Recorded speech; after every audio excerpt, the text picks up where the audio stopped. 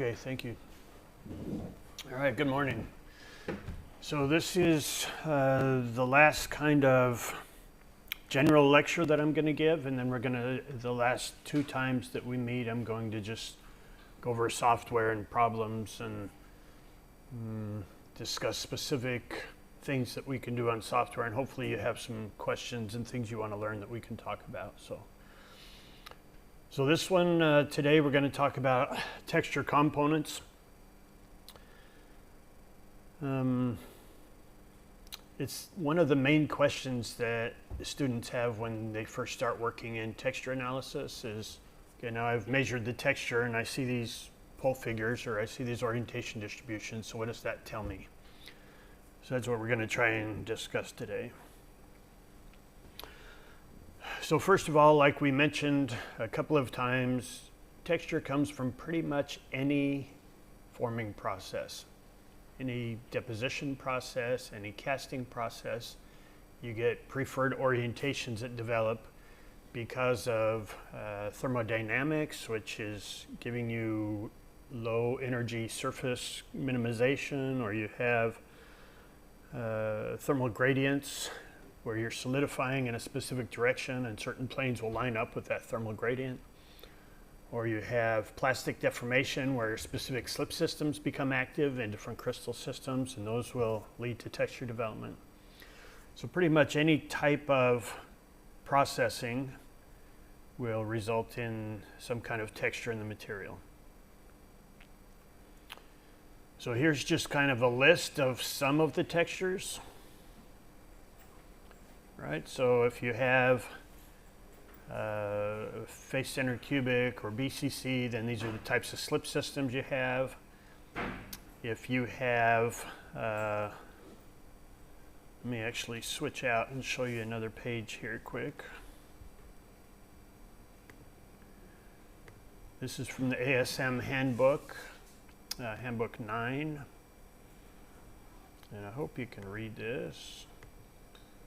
Table 2 says textures developed from different processes. So it says if we're casting the different types of materials, these are the types of textures that we would expect. If you're doing electrodeposition, let's get rid of these. How do we do that? Okay, if you're doing electrodeposition, then what parameters of electrodeposition are you using? You're using higher voltage or lower voltage? You're using a lot of agitation, those types of things. You'll get different textures from. Wire drawing is the next one on here, which shows a bunch. Here's recrystallization. So after you deform, then you recrystallize. You get different types of textures. Compression textures. So this is just a list that you can look at that says, you know, if I'm cold rolling these types of FCC materials, I could plan on getting mostly, you know, brass and copper textures is what that's showing. And if it's this different type, then maybe I'll have some additional spread. Same with the BCC. The table continues down here on the next page. And this isn't even an exhaustive list. It's just, you know, a set of different types of textures that you'll see.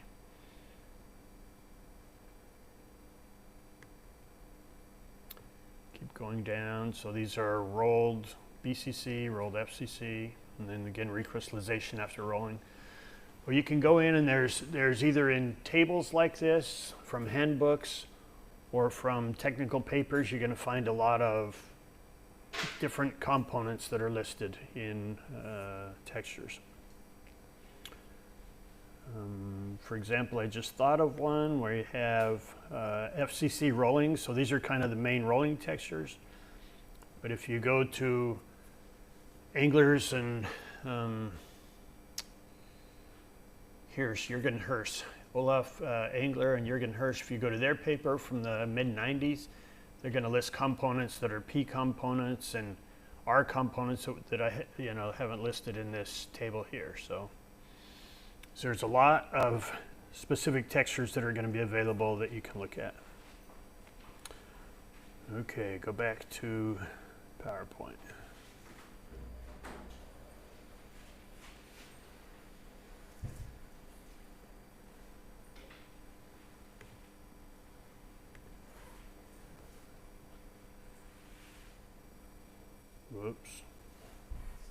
Yes, sir. In the ASM handbook, for example, brass was showing 110, but One, given the processing group, the direction was changing. That is the only change.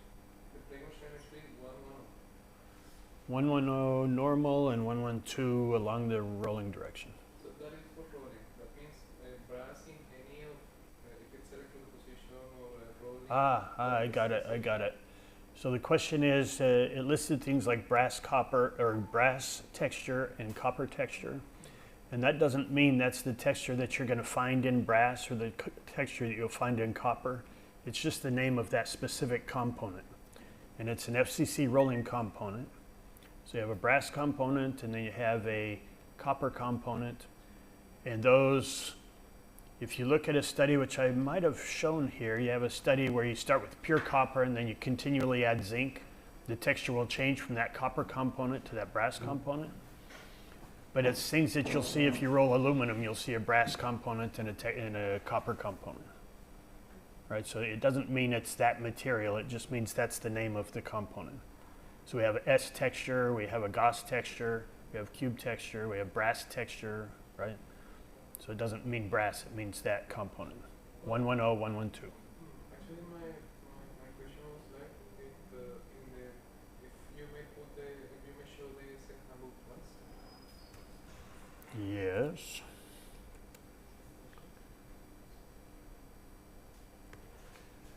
So for rolling FCC methods, brass is showing 110 plane with a 112 direction.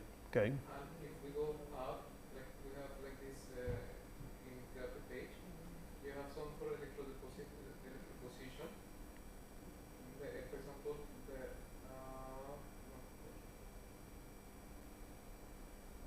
so this electrode position of big deposits for FCC or BCC is showing 110. For BCC is showing 110, but that is direction. Yeah, so this would be a fiber, a 110 fiber. Mm-hmm. The other one is just a, it's not a fiber, it's just a component. It's a brass. Brass is a specific component, right? So a specific plane and a specific direction, right? So it's a single point in Euler space with symmetrical equivalence, of course. Okay.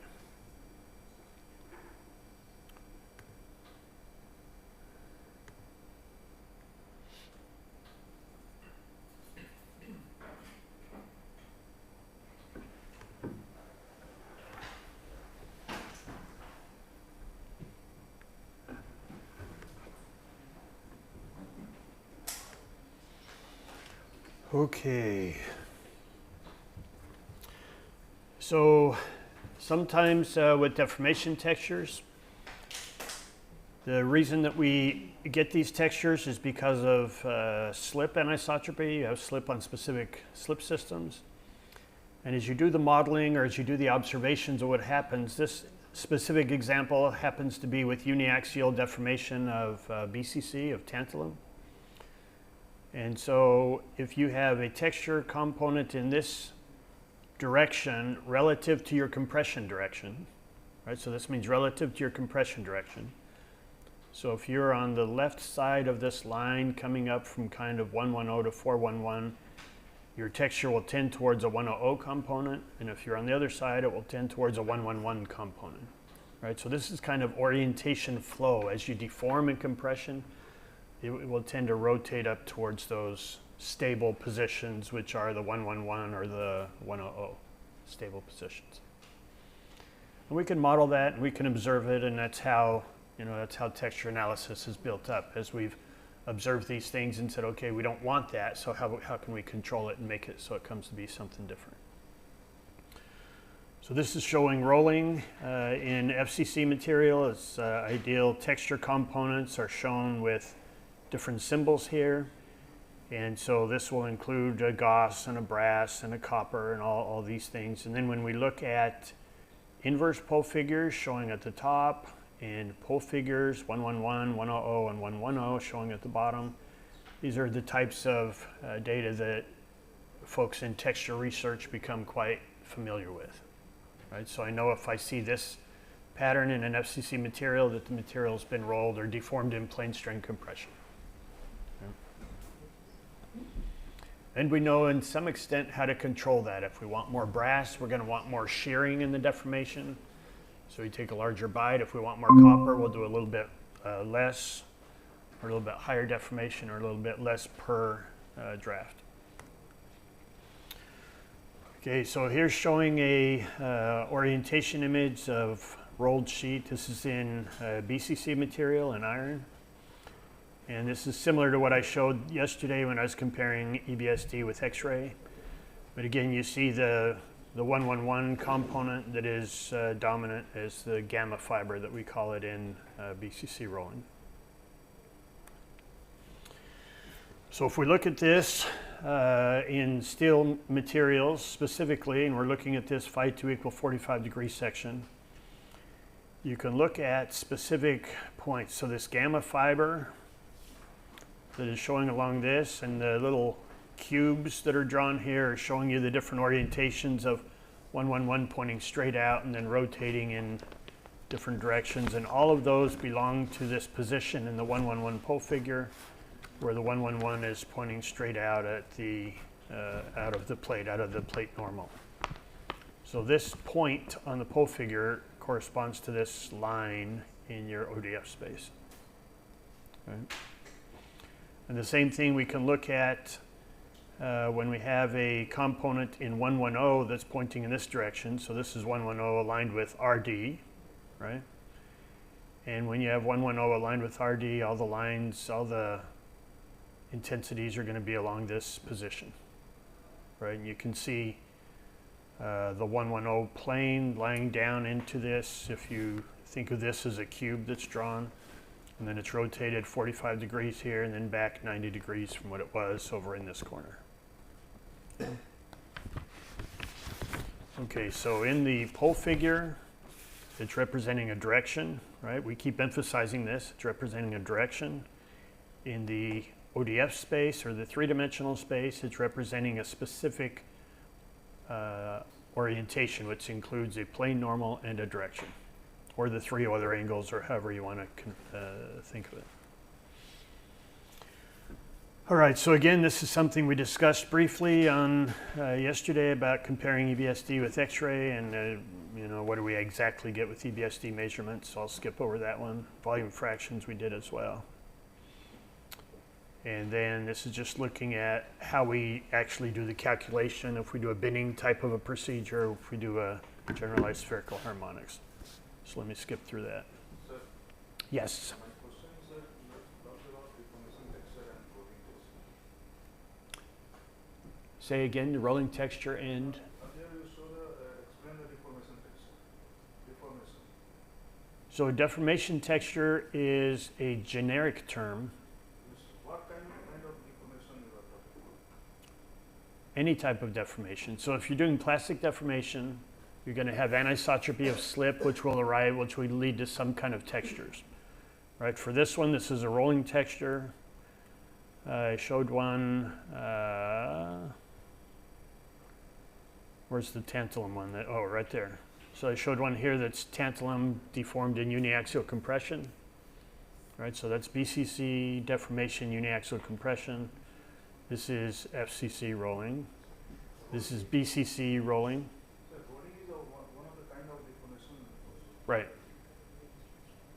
Right. So if you say deformation texture, it includes the entire range of anything, any way you can deform it. So if you shear it, if you uniaxial deform, if you bend it, if you roll it, right, plane strain, anything. But it's a cold roll sample. You are in the rolling sample you are showing the gamma fiber. Right. But in case of cold roll sample, it is not showing the gamma fiber. So you've made this statement. The question or the statement is that I'm showing a gamma fiber in a rolled sheet, but in cold rolled steel, normally you don't see the gamma fiber. That's the comment, right? So that's a very general comment that is not generally true, of course, right? Because if I put a few different alloying elements in, I can change the texture a lot. So of course, in rolled steel, I can get a strong gamma fiber. In cold rolled steel, I can get a strong gamma fiber. depending on how exactly it's processed and what kind of alloying elements are in the material. And the reason for that is, as you add different alloying elements, you get different hardening in the material, you get different slip planes that become active at different times.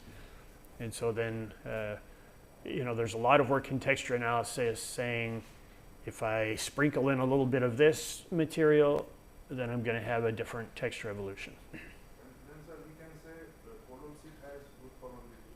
If we get the gamma fiber, then That's usually the goal, right? Is to have, so the question is about good formability in cold rolled sheet.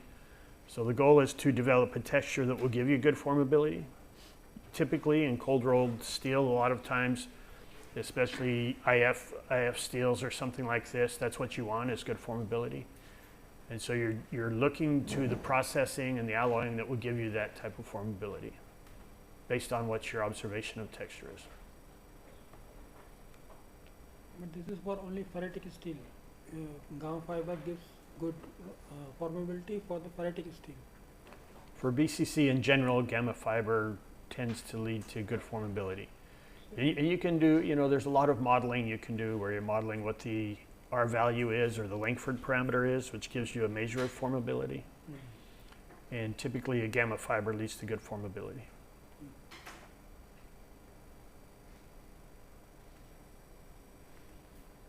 This gamma and alpha, they both come simultaneously, or they are? They develop differently from different systems, but it's like in the tantalum where I showed the inverse pole figure, where if you start with this texture, it's going to tend to one direction and tend to the other direction. So some tend to alpha, and then at high deformations, a lot of times will tend to the gamma fiber, right? So, but typically you'll see both. A lot of times you'll see both in steels. Okay, recrystallization. Now in deep drawing of aluminum, so making a soda can, making a beer can, right, deep drawing, you want good formability. When you roll the material, you get a strong rolling texture like shown here that I talked about just a little bit, and here's some of the components of that rolling. Brass, copper, and S are components of rolling texture. And then as the material recrystallizes, it completely changes its texture from a rolling texture to a recrystallization texture, which is mostly dominated by a cube component, which means the lattice vectors of your unit cell are lining up with the sample coordinate frame. So this is a 1-1-1 pole figure at high deformation. You begin to recrystallize, texture changes into this at 100% recrystallization. And this is just showing the components, right? So we can track the components. Brass, copper, S are all reducing in intensity. Cube is increasing from almost zero. There's very little in your deformation texture to where it's the dominant component, right? Yes? Can you explain this terminology like brass, cube, copper, and like gamma? Explain it. Yeah, so each of those, let me see if I show one.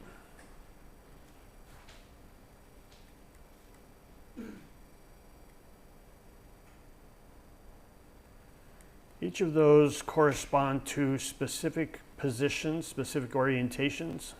So you can think of it as points in the ODF space or a set of points in your pole figure. So for this particular case,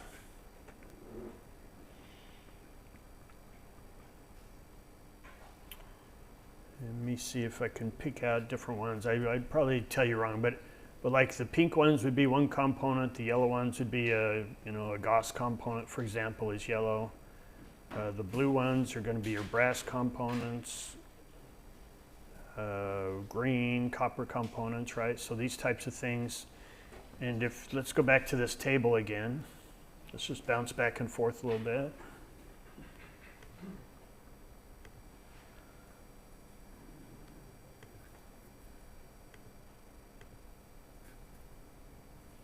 So here's rolled FCC materials.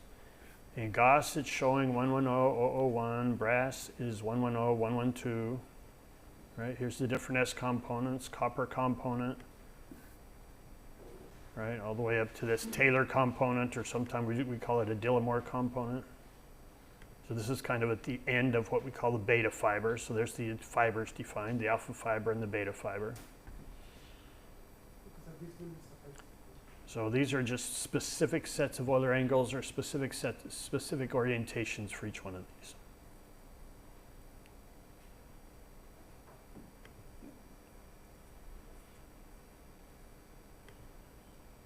That's one thing that had me confused for a long time, just looking at aluminum, and people kept saying it's brass, and I'm like, it's not brass, it's aluminum. So. But it's just a set of components that it's defining.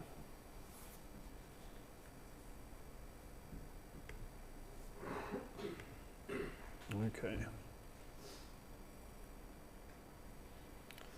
So recrystallization, so we can change that. Now the reason this is important in deep drawing of steels is deep drawing of FCC materials is that you want a random texture to begin with.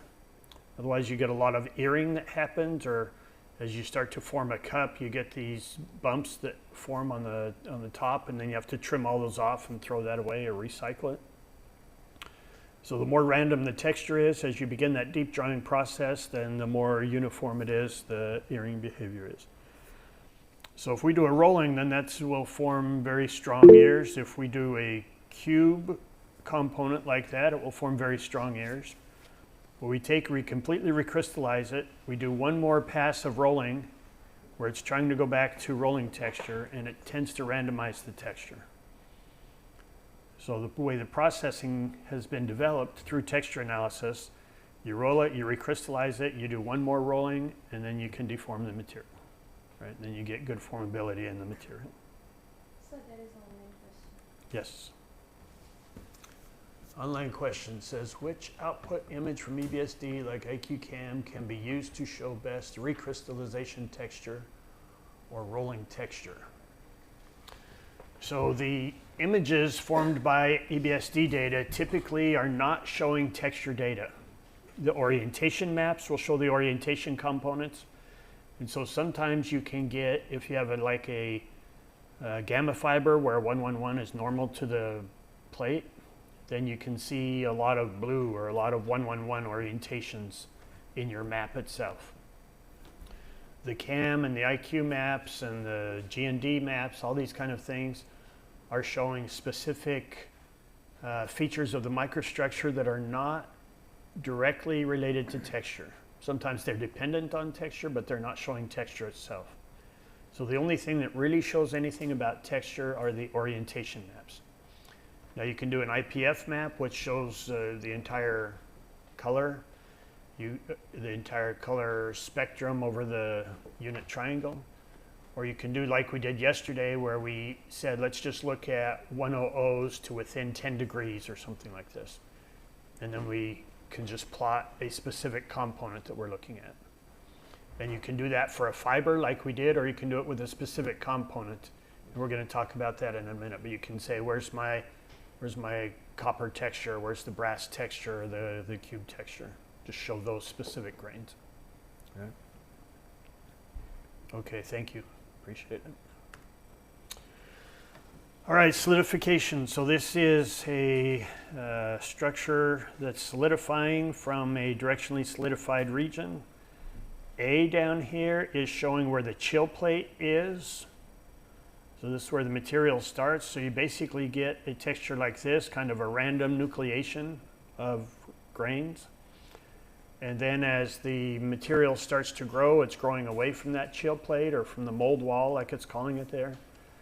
They're growing away from that, and you get a preferred growth. So in that direction of highest thermal gradient, which is vertical on this sheet, you have a selected 100 growth in cubic materials. So that should be for FCC and BCC both. You would get 100 preferred growth.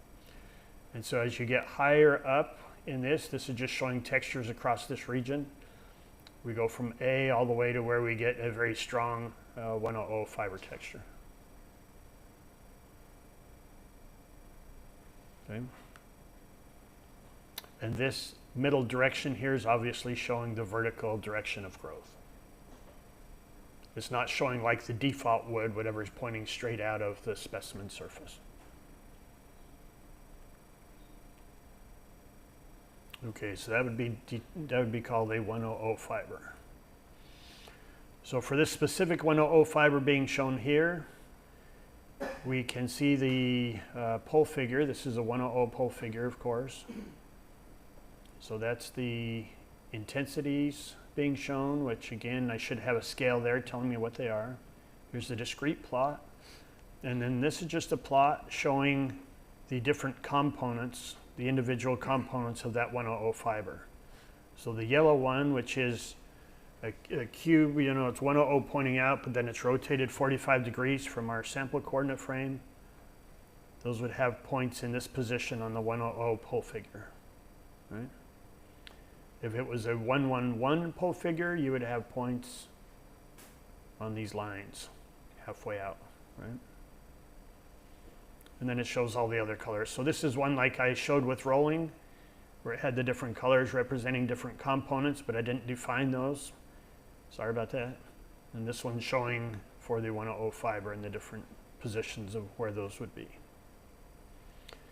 So these are actually drawn cubes within the coordinate frame of the sample that's defined by this pole figure, right? RD, TD, ND coming out, or in the growth direction in this case.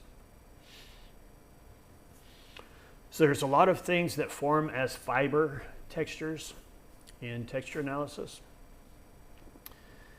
And so this is showing a FCC film, aluminum film, and just showing orientation. So this is an orientation map showing what's pointing straight out of the surface of the film. So this is an example from the question online that asks about what maps will show the texture. So you can see just by looking at this, there's a lot of blue. You come to your inverse pole figure, which is a color key representation. So this is not an inverse pole figure, right? This is a unit triangle that has a color key showing what orientations are being shown as what color. The inverse pole figure actually shows the probability density of specific orientations in a given sample direction, right? So this is just in the space of a unit triangle an orientation color key. But a lot of times we say, look at this inverse pole figure, right? And a lot of people will, even in the literature, will show you a map like this and call it an inverse pole figure. And it's kind of correct to call it an inverse pole figure map, which means it's colored according to the key from the inverse, you know, from that unit triangle. But I just call it an orientation map. That way I avoid missing that and call it again an inverse pole figure. Okay, so that's my soapbox little pout that I gave there. So mostly 111, we can see that from the image. We look at the pole figure, we can see it's mostly 111, right? We have the nice 111 fiber, so pretty uniform intensity around or in the in plane, and a lot of 111 coming straight out. Now we see other components, right? You see a little red grain there, you see some green ones and some pink ones. But when you plot the density, it just looks like 111 is what's there. Okay, so how do we analyze the fiber texture? So there's a lot of ways to do it. We're just gonna talk about a few of the tools that are available. So this is the pole figure that you can look at. This one we call a rocking curve. And what basically that means is in X-ray analysis, you do a what they call a phi scan. So if you do a standard X-ray pattern, it's a theta 2 theta scan. This one's just a phi scan where you take a given angle that's selected to show intensities. In this case, it would be 111. So you have the theta selected. So your 111 poles are going to be shown. And then you take the sample and you rotate it. Right? So you say how many are normal to the specimen, how many are 5 degrees away and 10 degrees away and 90 degrees away, which you can't really do. But so you're looking at how how that's plotted. So it's like taking a line through this space and just showing a one-dimensional plot, which you would then get like this, right? So you have the 1, 1, 1. 1, 1, 1, if you draw the plane, it forms a tetrahedron and all the planes are 70 degrees away from each other. And so you have the one pointing up in the middle, and then 70 degrees away you have the other 3 1, 1, 1s that are in the cube. Okay. So you have that 1, 1, 1, 70 degrees away you have that other bump. Yes, question? Suppose we scan this for this rocking curve for 1 0 0 angle, black angle. So will I get means 4 equivalent peaks, because 1 0 0 is it is a 4-pole symmetry it contains.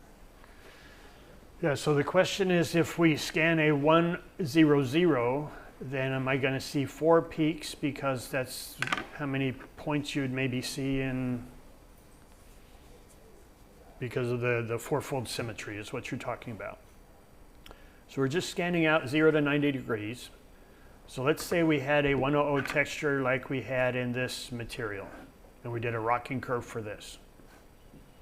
Would you expect to see 4 peaks? If we did a 1 0 0 rocking curve? Remember, it's like taking a line here, drawing it out to the side, and then just drawing what intensity we have. So in the center we would have a big intensity again, and then right at 90 degrees we would have some intensity and nothing in between, right? So it shows the symmetry of what the fiber is going to be, but it doesn't reflect it in the way you're talking about with the crystal symmetry having fourfold. It's not going to do it like that. It's going to represent what the texture is showing and where those poles would line up in the pole figure. Okay. So in this case, it would look similar in the middle, and then this bump would be moved out to 90 degrees peak. Okay. Yes, more questions. The rocking curve we scan for in X-ray 0 to 90 or 0 to 360? So you're scanning the plane like this, right? So you want to know which orientations are like this all the way to what's lying like this. So it's 0 to 90 degrees. Right, so you're not scanning, you're not rotating this direction, although you can sometimes, but typically you're rotating from here to here and assuming that you have uniform intensity around the fiber. So just to clear the confusion, this rocking curve is like this rotation or this kind of rotation? It's a tilting of the sample, so you keep the 111 theta, right? You keep the Bragg's diffraction angle the same, and then you're rotating from the sample normal to 90 degrees. So it's rotating what I would say is the tilt of the sample, from looking at what poles are aligned normal to what poles are aligned 90 degrees. So we're saying is the 111 lying in some position like this. I was talking about this rotation. Right, right. So for fiber texture, we assume that it's uniform. So if you see where my laser pointer is, it's uniform around the plane, so it doesn't matter if I'm looking at this direction or this direction. So we don't usually twist the sample like that, right? Because we assume we have that fiber and it's going to be the same anywhere. Now there's tools available where you can actually look and say what's here at 0 degrees and what's here at 45 degrees, instead of forcing them to be symmetric like that. But if we have a fiber texture, then we'd have the same distribution everywhere. I'm going to show you a case maybe where we actually do, so one we call a rocking curve, the other one we call a pole plot, and we're actually plotting the forced symmetry around the edge. This one's not forcing the symmetry, it just assumes the symmetry. Okay, now you had a question as well? Sir, if I put another pole figure, basically you were explaining that the HKL and the UV values will be the same for this cubic, like BCC. Means if it's 111, 1105, means my UV value will be in the same direction.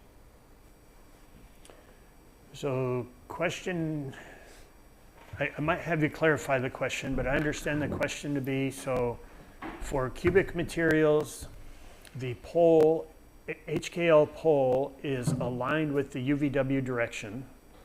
So a 111 pole is in the same, is parallel to a 111 direction, right? Now in pole figures, we're looking at poles. So looking at 111 poles, but we can think of it as 111 directions if you want, because in cubics it's the same, right?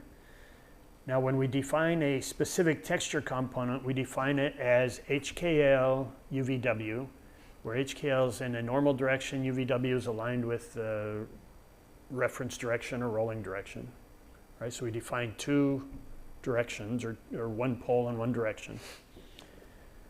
And so I just want to make sure we're not confusing those two things, right? So a pole, there's these 111 pole figures, they show where the 111 poles are, and in cubics, yeah, they're showing where the 111 directions are as well. But if we have a fiber, or if we have a texture component defined by HKL UVW, those two aren't the same, they have to be normal to each other. So in this cubic system means my sleeve will occur in my preferably 111. My sleeve tends to be there. That means that my restricted planes for that will be 110. Actually, the previous image you show like the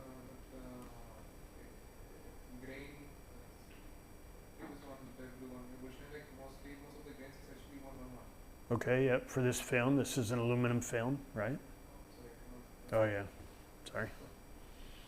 Okay, please, Pete, please show the slides.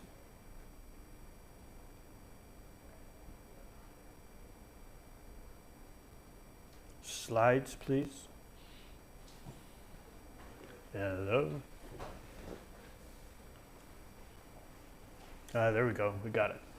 Okay, yep, so 111.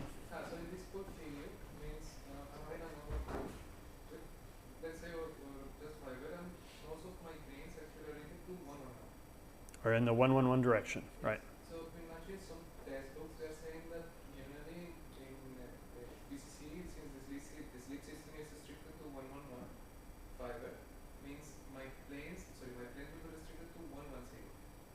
So but in this case it's showing mainly 111. It's just maybe a doubt. Actually this texture in this SM handbook they are mentioning that when they're in the 111 fiber, they are saying that the planes are restricted mostly since the sleep system is then in 110 planes. So the question, you're using a term, if you have a 111 fiber, the 111 plane is a slip direction, right, in BCC.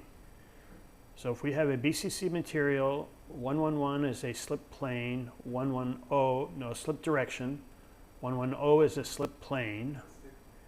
And so you say we're restricted to 110 planes. That means the slip is occurring on 110 planes in 111 directions. Yes. Okay.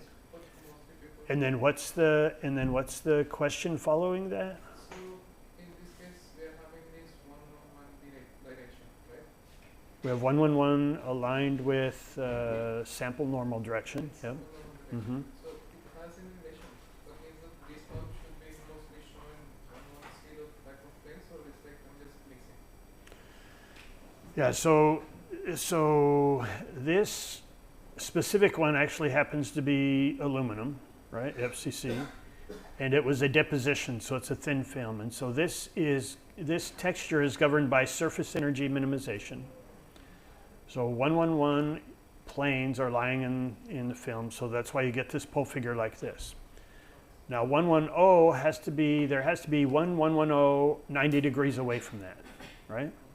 So if we showed a 111 pole figure or 110 pole figure for the same distribution, we would have a ring at this position, which is about 35 degrees out. We'd have a ring 90 degrees out, right? So we'd have two rings, one here, one all the way to the outside, showing the same distribution, okay?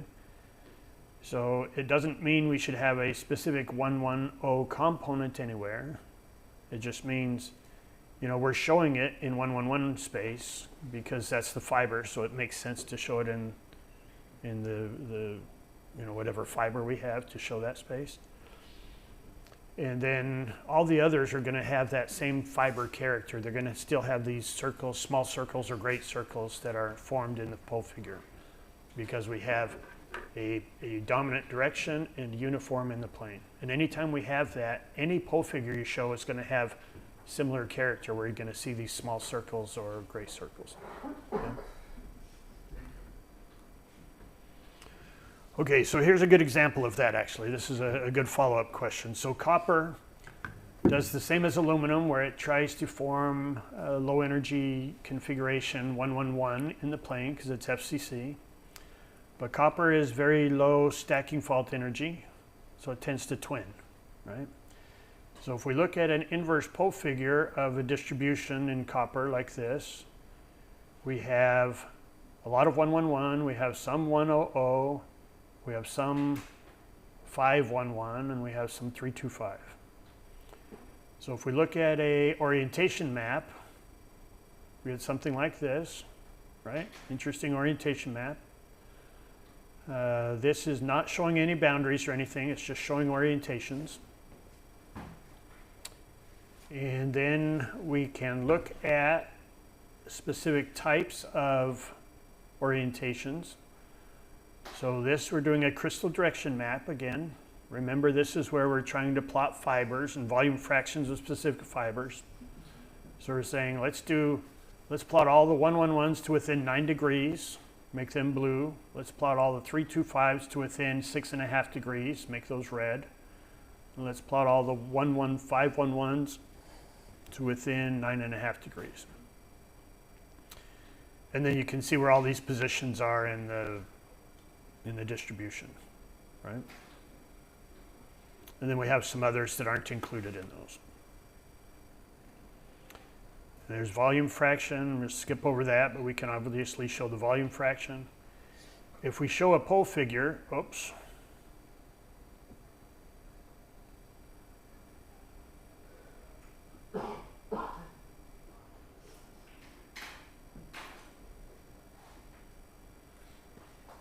Okay, so this is what I wanted. Pole figure was showing something different, so I've moved my slide down to a different position. Sorry about that. But this is that same copper film. Now, if we include everything that we're seeing here, 111, 001, 115, 325, we show where they're positioned. We see how much volume fraction of each there are. Now, in copper, 111, low energy. The 511 is the twin that you would get. So a 60-degree rotation from 111 is going to put you in a 511 position. And then you get a couple of other components. This 001, which tends to start to dominate when you have thicker films. You'll get a complete 001 fiber in copper still if you get thicker. And then the 325 is actually a second order twin that it's showing, but sometimes it becomes very dominant and dominates the texture. So these are kind of the different fibers that you would see. And I thought I had one that showed 4 different pole figures showing each of those.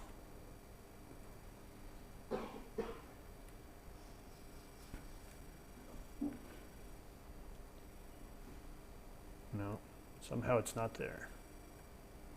111 is the slip direction of the BCC. Then why 111 should be parallel to RD for the better formability? Why we are taking 111 parallel to ND? Okay, so let's assume we've finished this copper film discussion. Sorry, I didn't have the pole figures. Pole figures actually show interesting. I wonder where they are. Well, I must have just erased them just by accident when I was playing this morning. But because I'm using my laptop, it's not like I copied it over somewhere.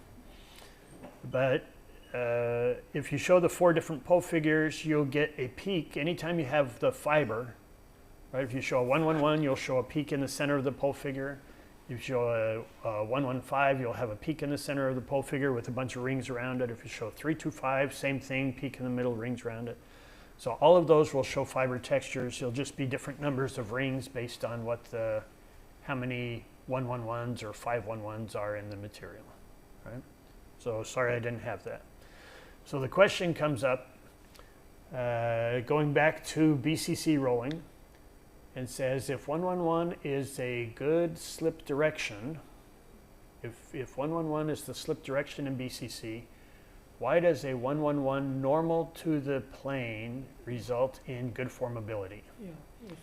And the answer to that lies in the fact that there's 4 111s, Okay. and we only have one of those 111s that's poking straight up.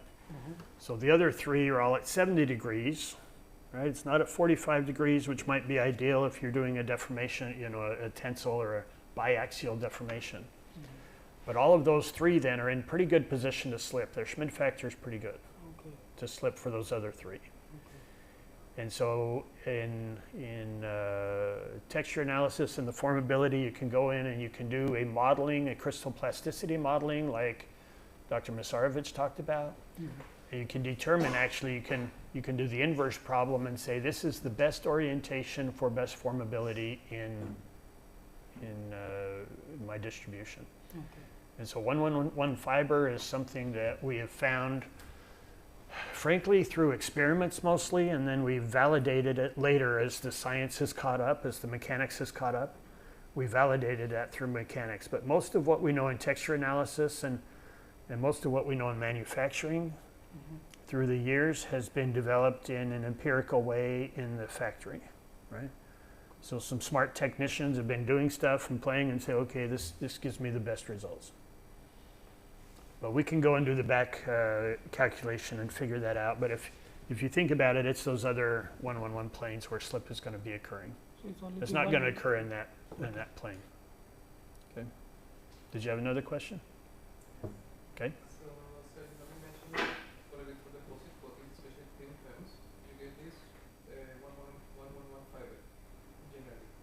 So, since once we deposit, if we are going for thicker coatings, actually my stress, my residual stress will be high. So, I try to go for certain type of annealing just to remove the residual stress of the coating. So, what can I expect in my 111 fiber after heat treatments? Because eventually I have to put my coating to use certain application later on. So I have to electrode deposit, then I have to do after after processing. Right, right. So the question is a nasty question. So question says if we have, so I mentioned it, it's my fault. We have thin films in FCC or in copper specifically. We have thin films, then surface energy density dominates the texture evolution and we get nice 111. If you get thicker, then strain energy density dominates the texture evolution and you get all 100, a nice 100 fiber. So the question was, what if we heat treated that, annealed it so that we relieve the stresses? We're going to expect a different type of texture, right? Either an evolution of the texture or maybe keep it hot as it's depositing so we don't build up those residual or that high strain energy. So trying to remember experiments that we've done. We've taken them up to about 400 degrees C, and it has always resulted in a strong 100. Sometimes we'll get more twinning in copper specifically. We'll get some twinning as the structure evolves. But you actually get these abnormally large grains. So the grains are, you know, when you deposit the film, the grains are going to be about the same as your film thickness. So if you deposit a thick film, so it's up to 1 micron, which is thick for a metal film. So you have a 1 micron film, you have about a 1 micron grain size. When you heat it up so strain energy dominates, you have 100 grains that form that are about 100 microns in diameter. So about 100 times the diameter of your 111 grains that you would have there to begin with. And so those stresses must be relieving as 100 is forming.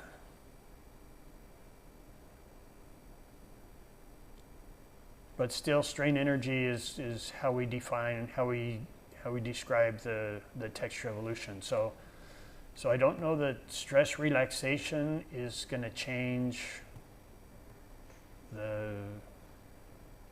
change the texture evolution. And I'm just trying to remember the experiments that we've done and what I've read from literature and all that. So it's an interesting field of study, and there's a lot of papers on abnormally large 100 grains in copper films, or gigantic grains. I saw one called gigantic grains, right? So it's an interesting topic to study. I don't know recently. I haven't worked in that for about 15 years probably in copper films, but it's I've never seen that it's altered away from 100 plus maybe some twins of 100. So it's a good question. It's just a research question, and so I'm not sure of the answer. So yes.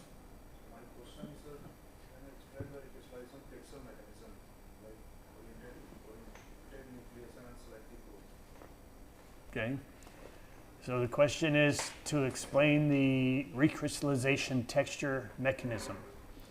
And then you talked about the two dominant theories. If you have preferred nucleation or selective growth, right? That's the two theories. So if you have a preferred nucleation, so you have a lot of nucleation of a specific type of orientation, then you would tend to get, and there has been a theory like this, particularly in FCC rolling, where they say you take your rolling texture components, you rotate them by 40 degrees about a 1-1-1 axis, and that's your preferred nucleation, right? And then you get these grains that grow in the cube orientation. There's an additional theory that talks about a least amount of rotation to alleviate any kind of strain as you start to heat it up. So this was Lee from Korea did this theory, and all of these result in the right textures, right? So you have to say, okay, these models are showing the right textures, but what's actually the right mechanism? Most people believe, right? So I believe, and I think most people believe, that the recrystallization nuclei are already present in the deformed structure, and you get preferred growth. So most of us believe that it's a preferred growth mechanism. Early on in the 70s, when they were doing texture analysis or X-ray analysis for texture, they never saw any cube components in rolled aluminum, for example. And you ended up with a cube texture, so they said, well, it can't be preferred growth because it doesn't exist in the rolled microstructure. But as we've done EBSD and we've looked specifically, we see a lot of 1-1-1 bands, tiny little narrow 1-1-1 bands that form in the structure. And we've actually seen in situ that those will grow preferentially. So you can say that the driving force for this mechanism is itself the texture component. It is the driving, so the question is the driving mechanism itself the texture component?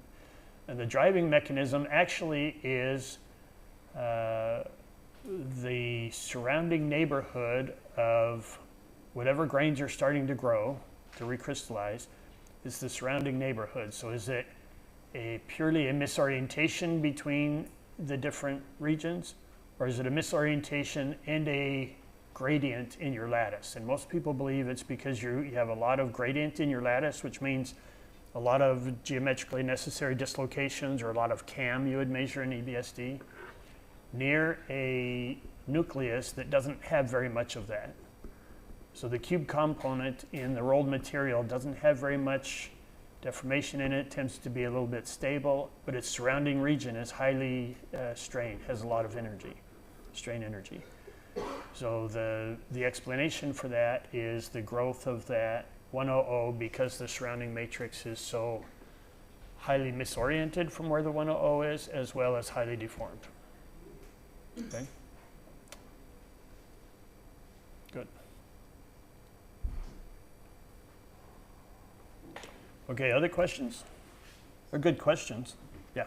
Those particular fiber components in SPARC figures, how they will be represented in the ODF maps?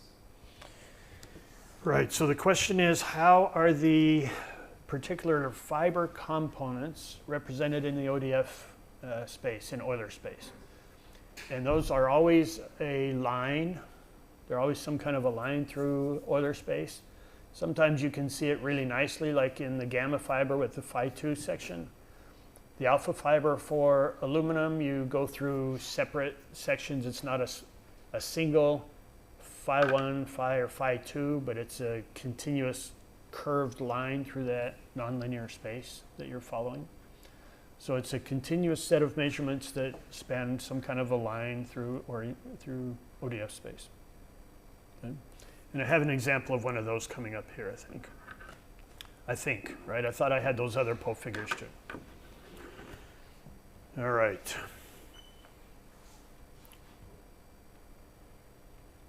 So yesterday I stopped at 10:45 because we had to go to lunch at 12:30. So I'm guessing that's the same. Does anybody know? I'm guessing that's the same thing we'll do today. I don't know. I assume it's the same as yesterday, that we don't have any tea available for us for a break. But I'm okay taking a break if everybody wants to do a break quick. Let me see what I have here.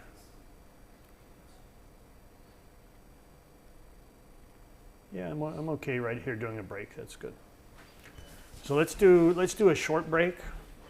We'll say 5 minutes again, but it will probably be 10. But it's right at 10 o'clock now, so 5 or 10 minutes after we'll start up again. You'll be done by 10:45. Yeah. Yeah. So it'll give you almost 2 hours. Ah, there you are. Did you hear us talking about a break?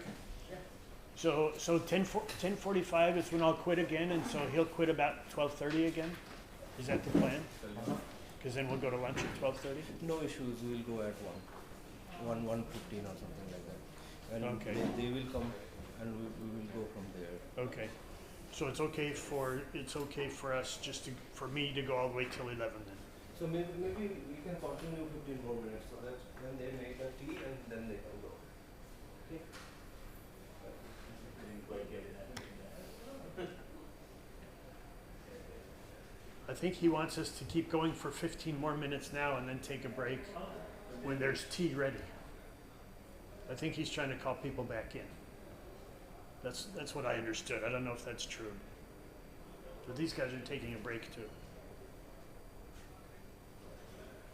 So, Dave, I didn't check the previous lectures how many were attending online. Can you see that? You can. They have the control there. But I'm assuming I never asked if anybody virtually had any questions. I just completely, I didn't remember that. But thanks. Yeah, they put them in the chat usually. So I had one earlier today, but Oh, you did. yeah. Do they tell you that there's a question? Or you Somebody will see it flash up. So it's a student that told me today. But sometimes they'll come in and say, "Hey, there's a question." Got it. Did he say no break? No break. Could you tell them we're going to just keep going for a minute? So, I'm just thinking about the code and use. So, I just have maybe a conceptual question. If I'm showing my code figure and I'm showing that I'm having a set of fibers, the moment I represent them in the ODF space, that means that data is valid. That means whatever is coming in the ODF space, in the ODF space, means it's my fiber, independent of whatever processing route I'm using, the position, Right, casting, right. whatever. Is it? Yeah. Actually, I just have that. Okay. Okay.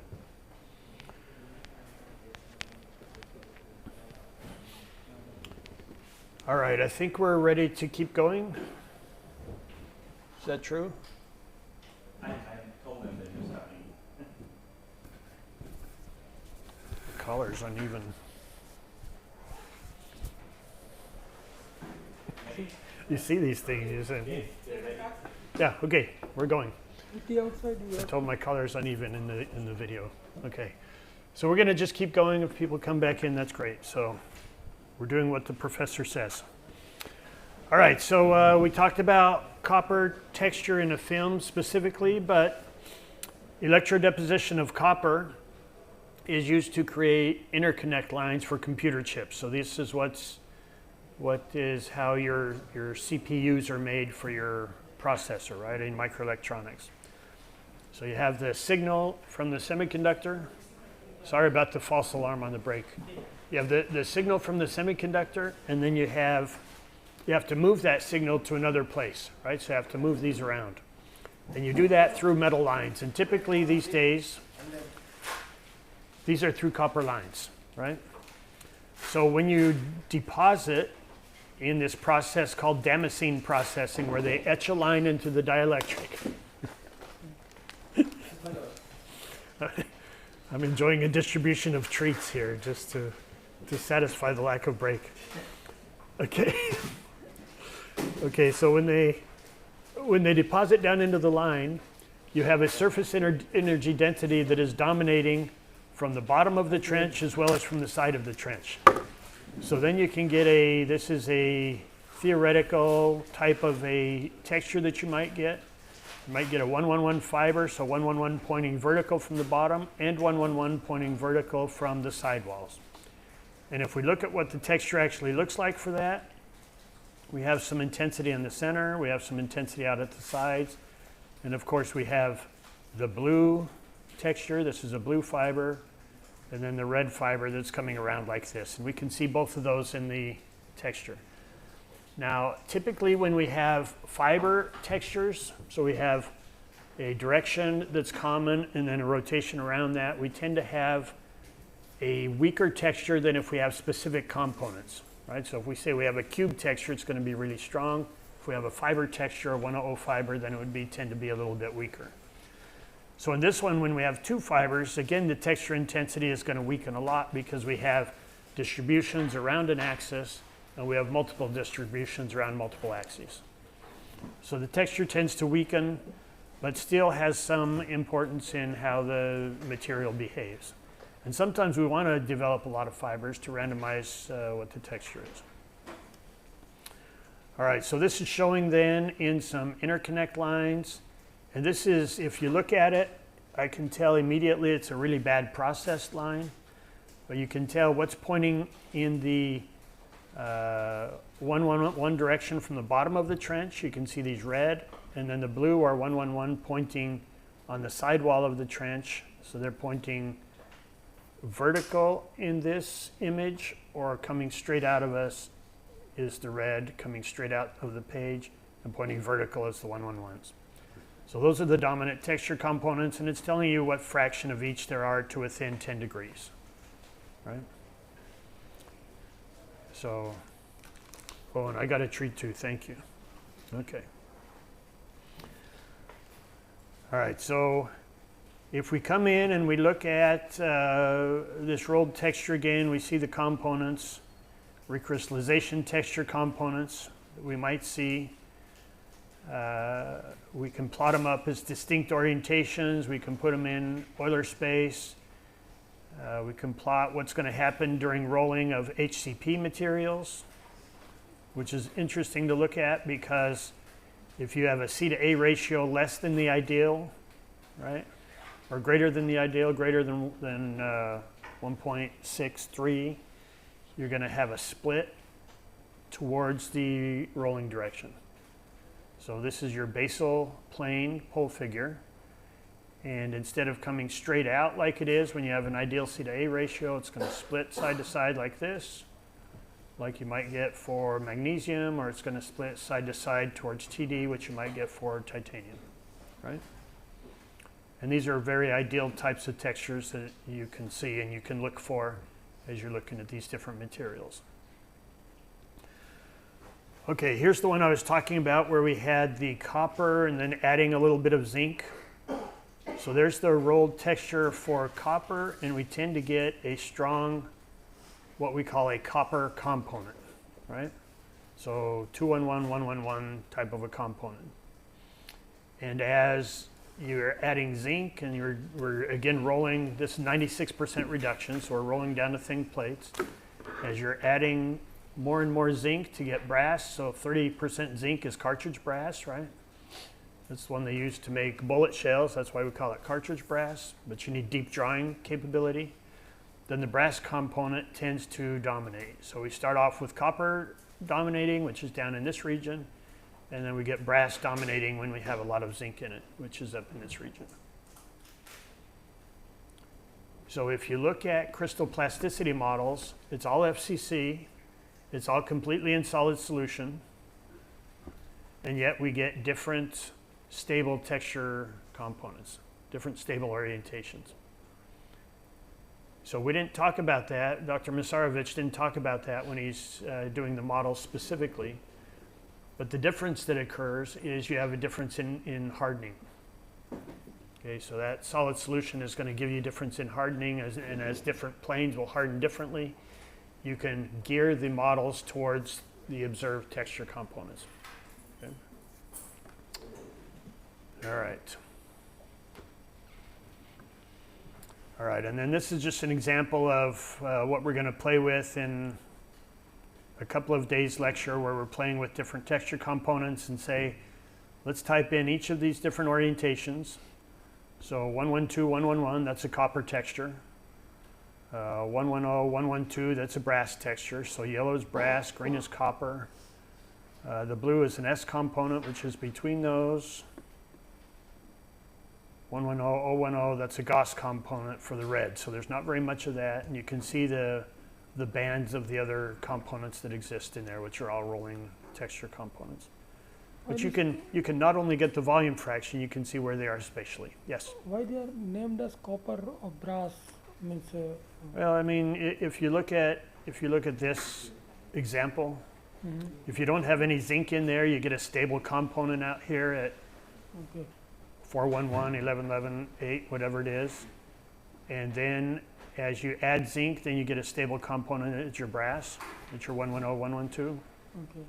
So 112, 111 stable there, 112, 110 stable over here, right?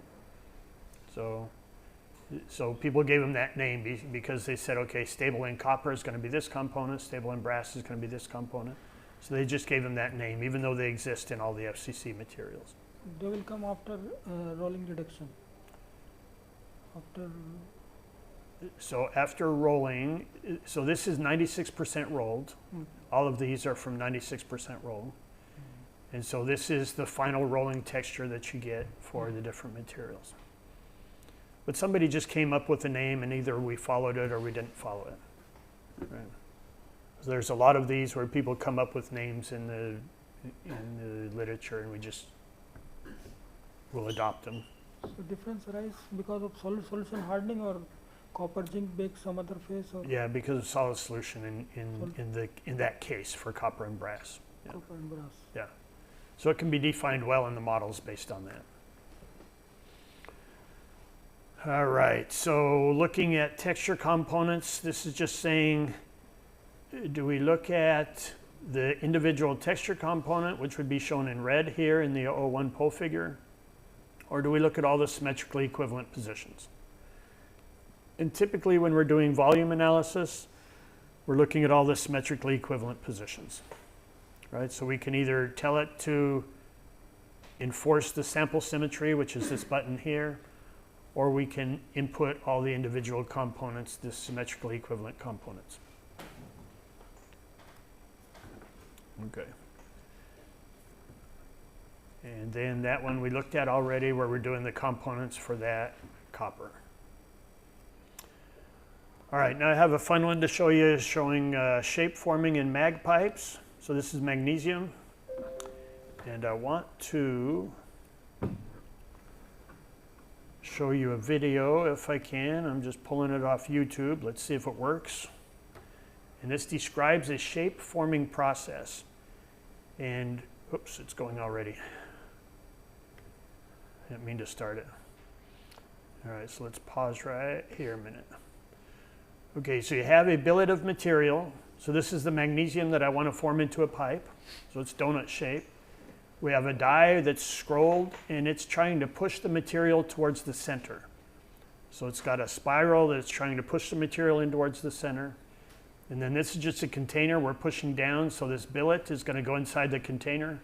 We're going to push down, and we're going to back extrude the pipe out of that. Okay, and it's going to form on the inside of this extrusion die and on the outside of this mandrel. Okay, so let's watch how it works. Here's where you put them together. And this was developed at PNNL. This is their video. So that's going to start spinning. And they have now their 3rd generation shape machine. So they have one that goes up to, it's a 10-ton press, I think. So it's 10 tons they're pressing. So you can see the plastic region, and you can see the pipe back extruding up through the back of the shape machine. So you're just pushing down in, you're using up your material here, and you're back extruding the pipe at the end. Okay. So it's a type of severe plastic deformation. Let's just stop this. It's a type of severe plastic deformation that is done, and it's obviously heavily dependent on shear, right? So a lot of shear deformation. So if we look at shear in magnesium, we get very simple textures. Waiting.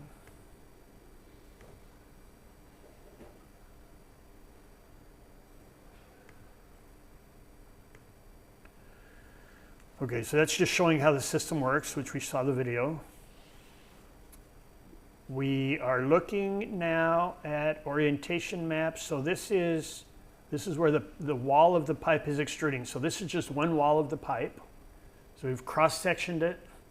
This is the billet of material that's being pushed down, and then the pipe is being back extruded through here.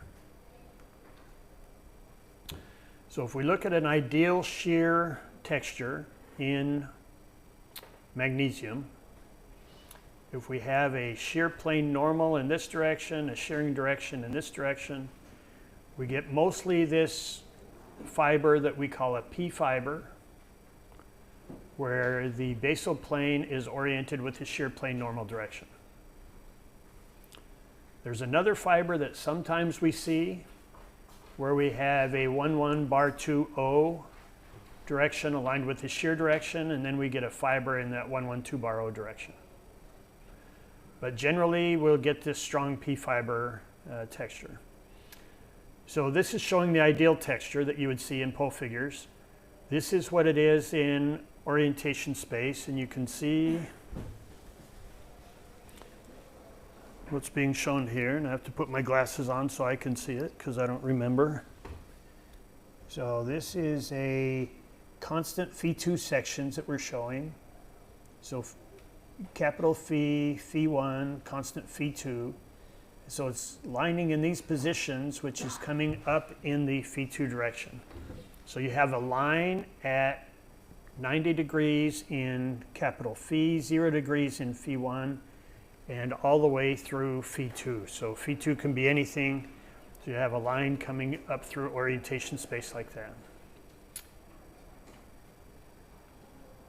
Okay.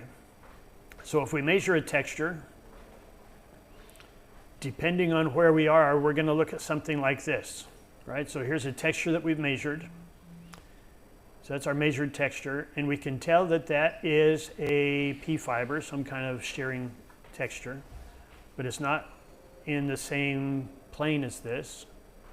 So for us to look at that and say, here's our shearing direction, here's our shear plane normal, we can do a transformation of that, rotate it into our ideal space, and then we can see how much we've rotated for that ideal fiber and get the specific orientation of where the shear plane normal is and the shear direction is. Okay. Should we break? We have tea? Okay. We're breaking because tea is here, and we're more interested right now in tea than we are in texture. So please enjoy some tea.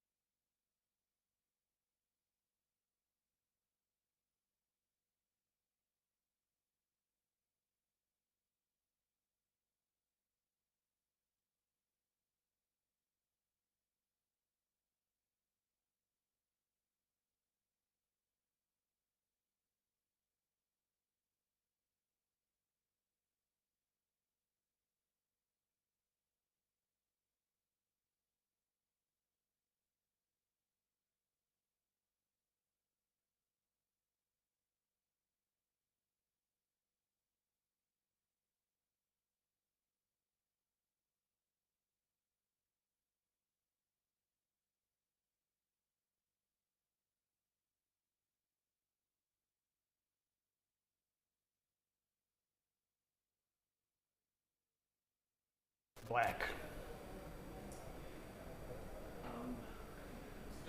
Good. We're going. Okay. All right, so I'll continue.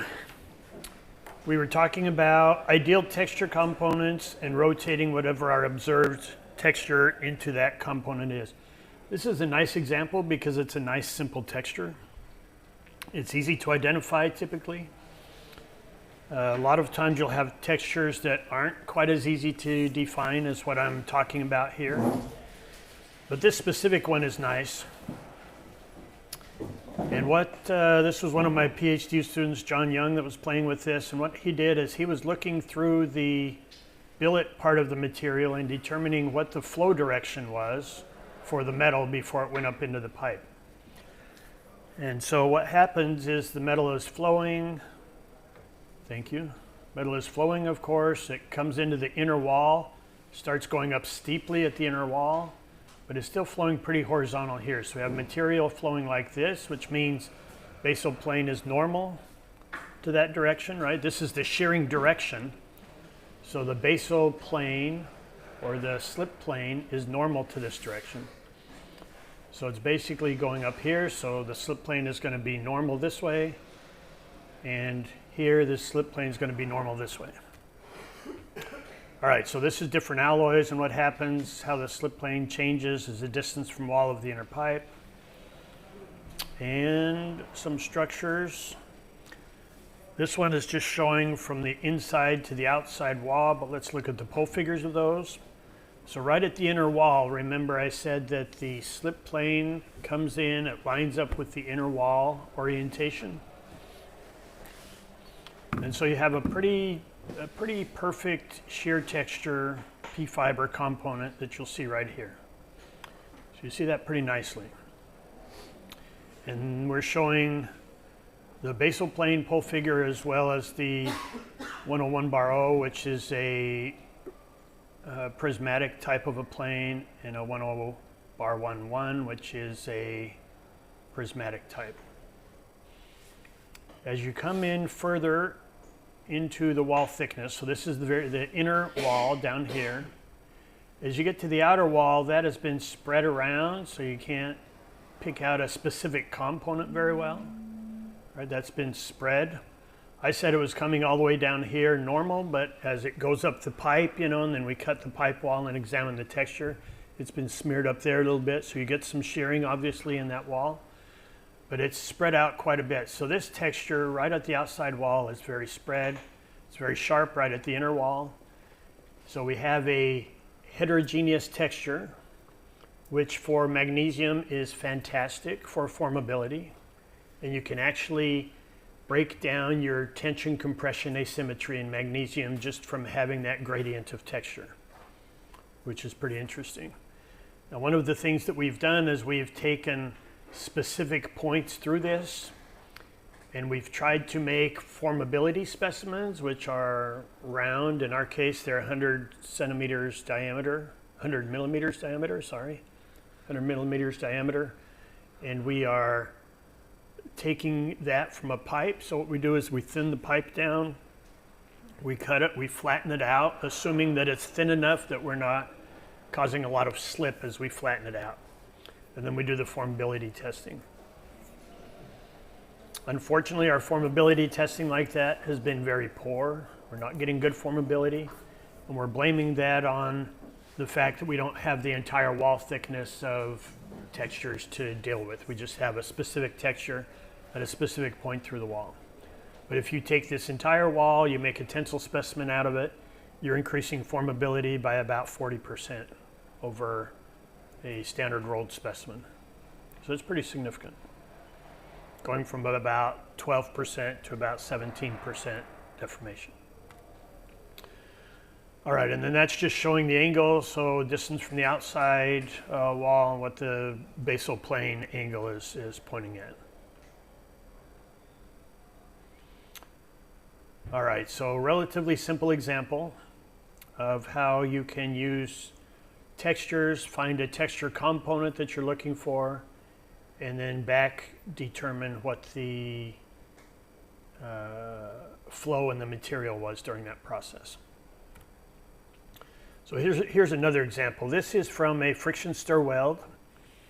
And I've assumed, I guess, I haven't really shown a picture of friction stir welding, but I've assumed you know friction stir weld. So you have a tool that's spinning around, and it goes into the material, and the pin is spinning, and it's mixing the material from one side of the plate to the other side of the plate.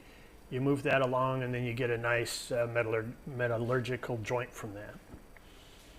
And if you look at the textures from that, so look at this scale bar here. This is almost a 3 millimeter scale bar, right? So this is not microscopic.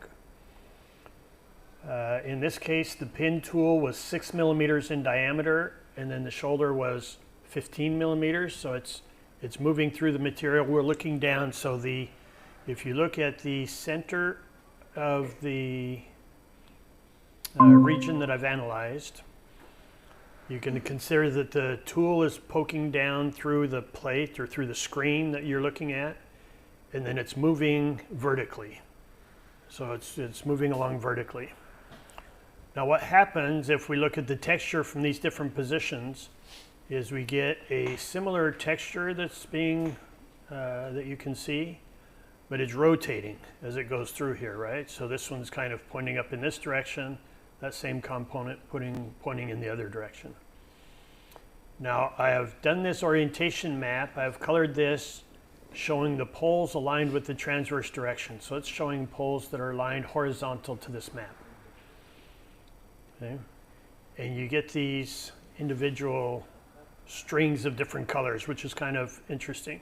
The steps here are such that you can't look at several steps within a grain, so each measurement is a separate grain. And then I'm skipping over many grains and measuring another one. So I'm just trying to measure a large region here. So this is about 8 millimeters that I've measured here by about 2 millimeters in height. Okay. Now what happens, this is just different images. So this is looking down at the normal. This is the one I showed on the previous page, looking transverse. So this is right under the shoulder at the midplane and then under the pin. So what happens if you consider this tool, if you look at the tangent to this tool, the material that is being deformed right here from the tangent of the tool, it's being sheared heavily in this direction. The material here is being sheared heavily in another direction. So the shear direction is tangent to the weld tool as it leaves the material, right? So as we look at this texture that's evolved, we say, well, this one was shearing in this direction, this one was shearing in this direction, this one was shearing in this direction. And as I'm plotting the texture with respect to this direction, I can see all the different shear directions just from the texture that we look at, right? So if I want to go in and say I want a texture that's like this, I can shear the material in that specific direction, come up with that material, right? I just design a process that's going to give me a large shear in that direction.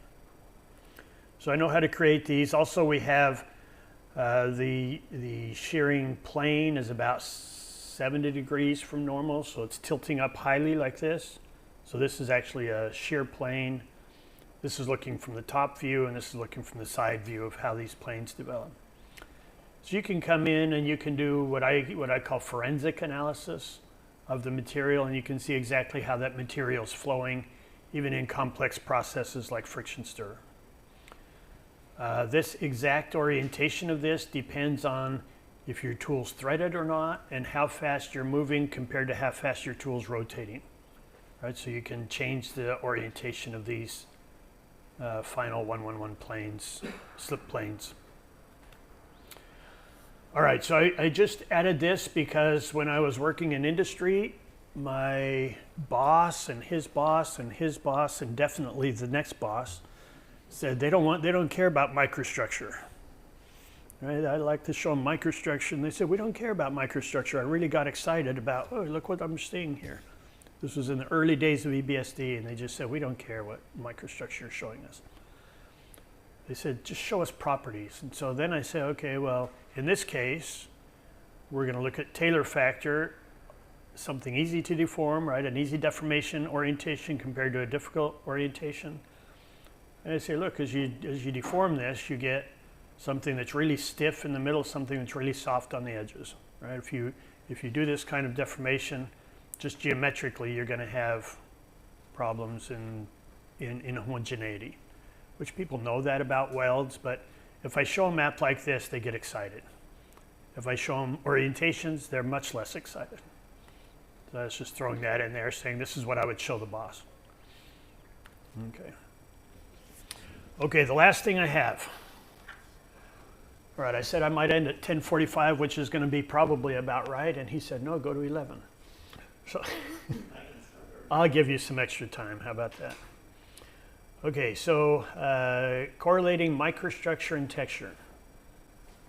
This is important in almost everything we do, right? So we can, we can partition the data, say we have really big grains, we have really small grains. How come we have big grains there, right?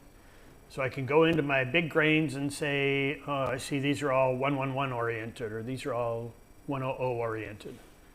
And then figure out what the mechanism is that's causing those grains to be like that. And then use texture as part of microstructure to understand what's going on with the processing and how I can change it to improve the material. But if I just use X-ray analysis, just use texture, showing an ODF plot, I never know the distribution of my different texture components in the material like this. All right. And one of the ways we do that, we go into the software, which I guess I could do here and show some examples. We can go into the orientation space plot. We can actually click on a specific component. So we say, let's click on this texture component, and it will color all of my grains that lie within a given tolerance of that component. It will color those according to that orientation. I can click in a pole figure and it will color all those from the two-dimensional plot, right, which covers a lot more space. Or I can do this inside the Euler space plot or the Rodriguez plot to cover the three-dimensional space. So this is one way we can go in and say, okay, we have some texture there, but what exactly are these different components and where are they? And I put some tolerance, 10 degrees or whatever that I'm going to use for that. So correlating that texture is going to be important for a lot of cases as well. All right. So that's the last slide I have. Anybody have more questions that you want to bring up? Can you show this with the software? So you want to see the slide again? Okay. So here's the slides. And what's the question? My question is, can you show with the software, sir, how can you get Oh, do an example in the software of how to do that? Yeah, let me do that quick. That's a good idea. I have it up here anyway. This does funky things sometimes, so. This is showing the reindexer that I have in OIM9. So if I click on different points, and I've saved my patterns, right? So it comes in here and looks at different patterns. I'm actually applying NPAR here. So if I look at the raw pattern, and these are low resolution patterns because I'm saving hundreds of thousands of images. So I make them low resolution so my data set doesn't get bigger than 10 gigabytes or something like that. But if I do this NPAR correction, then it smooths out those patterns, especially if I'm in the middle of a grain, which is kind of nice. All right. So let's just look at this texture.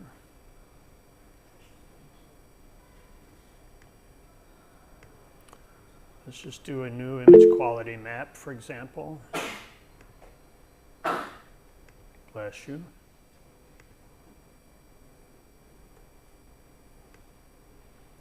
And it's going to make me restart it.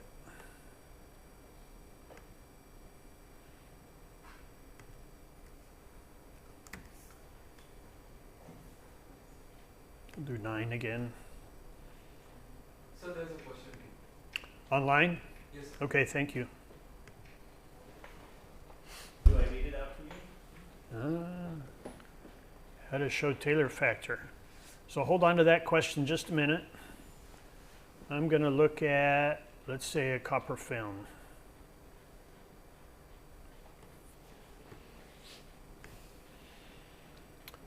Okay, so there's the orientations. Now, if I'm just going to plot up, let's say, a discrete plot showing Euler space. So let's do a Euler space plot, and let's do it 0 to 90 everywhere. That's perfect. Okay, so here's my Euler space plot. Now this is where that gamma fiber would be, right? Because I have mostly 111s pointing out. So I can come in and maybe let's just do it on an image quality map. And I'll tell it to click my right mouse button, show highlighting. It's selected there. Let's tell this one show highlighting. It's selected already. Whatever I highlight, let's make it all one color. And the first one we'll make blue. Okay, so let's click on some part of this fiber. And I'm just clicking my left mouse button. And so it colors those points that are in there and then colors all those grains that are blue in that position. Okay? And then typically you would go and you'd select a different color and say, let's look at what's on the other end of this. So there's the ones that are colored green. And anywhere I've told it to show highlighting, it will do that. Now the other thing I can do is click on a specific grain. So let's make this red now.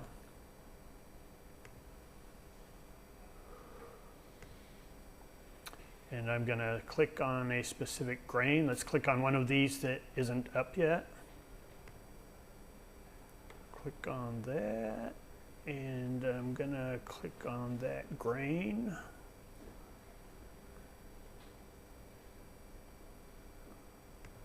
And that should color everything, I think. Huh. Okay, so let's just color this. Oh, here it is, the space. So it's going to click all the orientations to within the given point that I click on.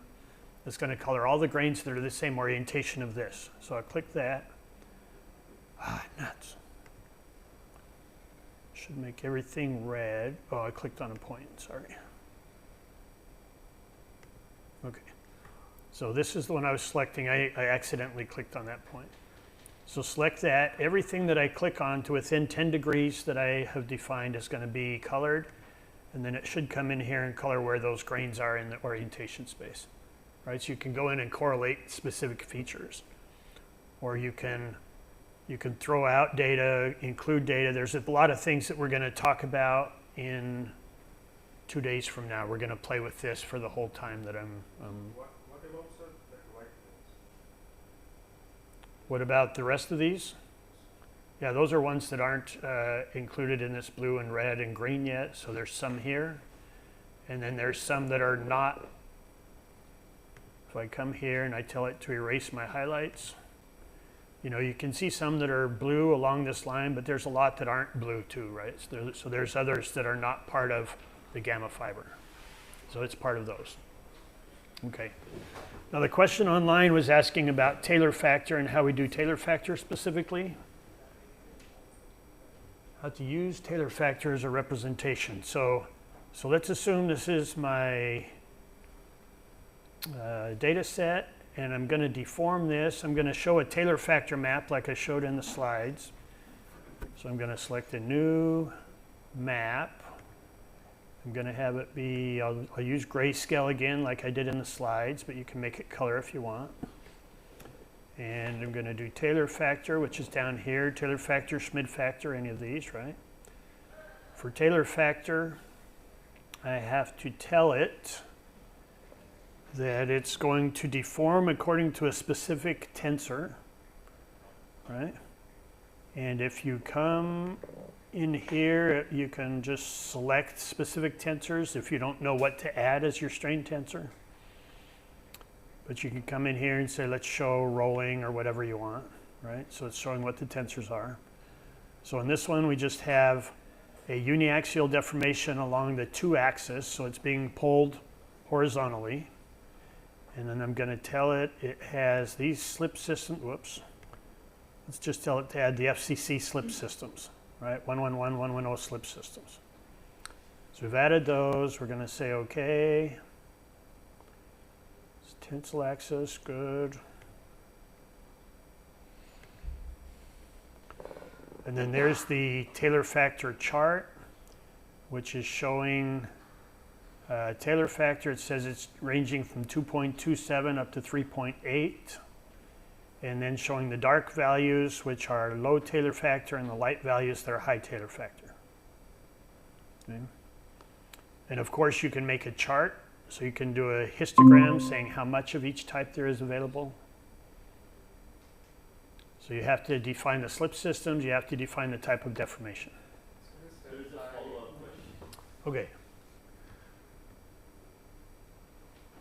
Which output? Is that the follow-up one, the one on top? Oh, no, that was the first one. So that was explain how to use Taylor factor as representation to show deformation. So that's what I've shown already. So was there another question? No. Okay. So I think unless there's more questions, one more. How are these IQ maps different from our general microstructure? It's built to use this IQ map. All right, so the question is, why would we use IQ maps? So IQ maps were actually a surprise to us when we first did EBSD. So all we did is we took the intensity of all the peaks that we used in the Huff data collection, and we took the average of those peaks, and we divided it by the overall average. So it just gives a measure of contrast in the image, right? And so when it's high image quality, that means the diffraction is really good. We have peaks of high diffraction, high structure factor that are being shown, and we have a good Bragg condition for diffraction. If we start to have oil or dirt on the specimen, or we have deformation in the lattice, then we get a problem with image quality, right? You can't use it really to show quantitatively deformation or anything like that. But in a qualitative way, it shows where you get good diffraction and bad diffraction. And it turns out it shows grain boundaries really nicely. It shows subgrain boundaries and twin boundaries very nicely as well. And that's because you get this destructive interference of diffraction patterns when you're on that boundary. If you have a lot of dislocations in a shear band in one region, even though it's in the same grain, you can see those very nicely. So you can actually see a lot of features in the microstructure, making it look a little bit like the surface you would get from an etched optical micrograph. So maybe you would use it at the same place you would use an etched optical micrograph. Just say this is what the grain structure looks like according to our image quality map, right? But there's nothing that I would use image quality for that says this gives you a quantitative measure of this, right? Like Dr. Biswas mentioned yesterday, he said that the reason we're doing all this is to get quantitative measures of something in the microstructure. So we can do quantitative grain size, twin density, grain boundary structure, misorientation distributions, whatever, textures. All that's all quantitative in the in what we can analyze. Image quality, not so much. The other, another of the Oxford system, they use this, calling it a band contrast map. We call it image quality map, they call it a band contrast map, right? And then there's a few maps like that that can give you these microstructural features that don't give real qualitative information. Although a lot of us try to do it. We use it to distinguish martensite from ferrite sometimes in undeformed specimen. Okay, you had another point? There's a band slope also. Yeah, band slope from the Oxford instruments. They have band slope and band contrast, right? Sometimes actually if suppose there are two phase, austenite and ferrite, the austenite doesn't show up in the quantity, but even if the austenite is 10-15%, it shows only 4% in the EBSD map. So how can we improve the quality of the map so that we can show this thing, or is there a way like to in manipulating the band contrast or band slope that we can improve the austenite fraction? No, none of that actually works for that. The data set that I had open here before,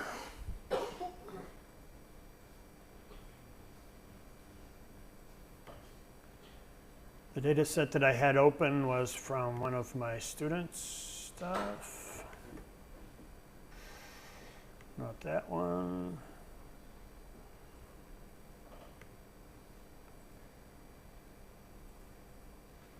Let's see if it opens quick.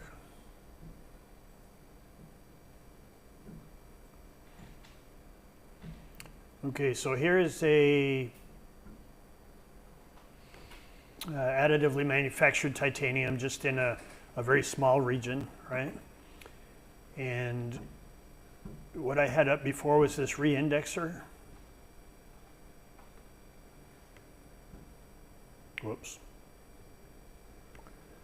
So this is the reindexer, so let's turn off these lines. So that's the pattern I get.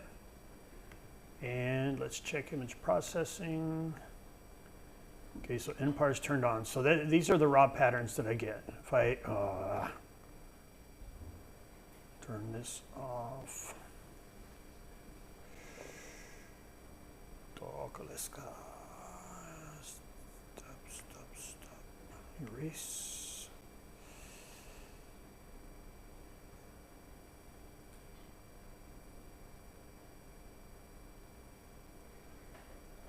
Okay, never mind.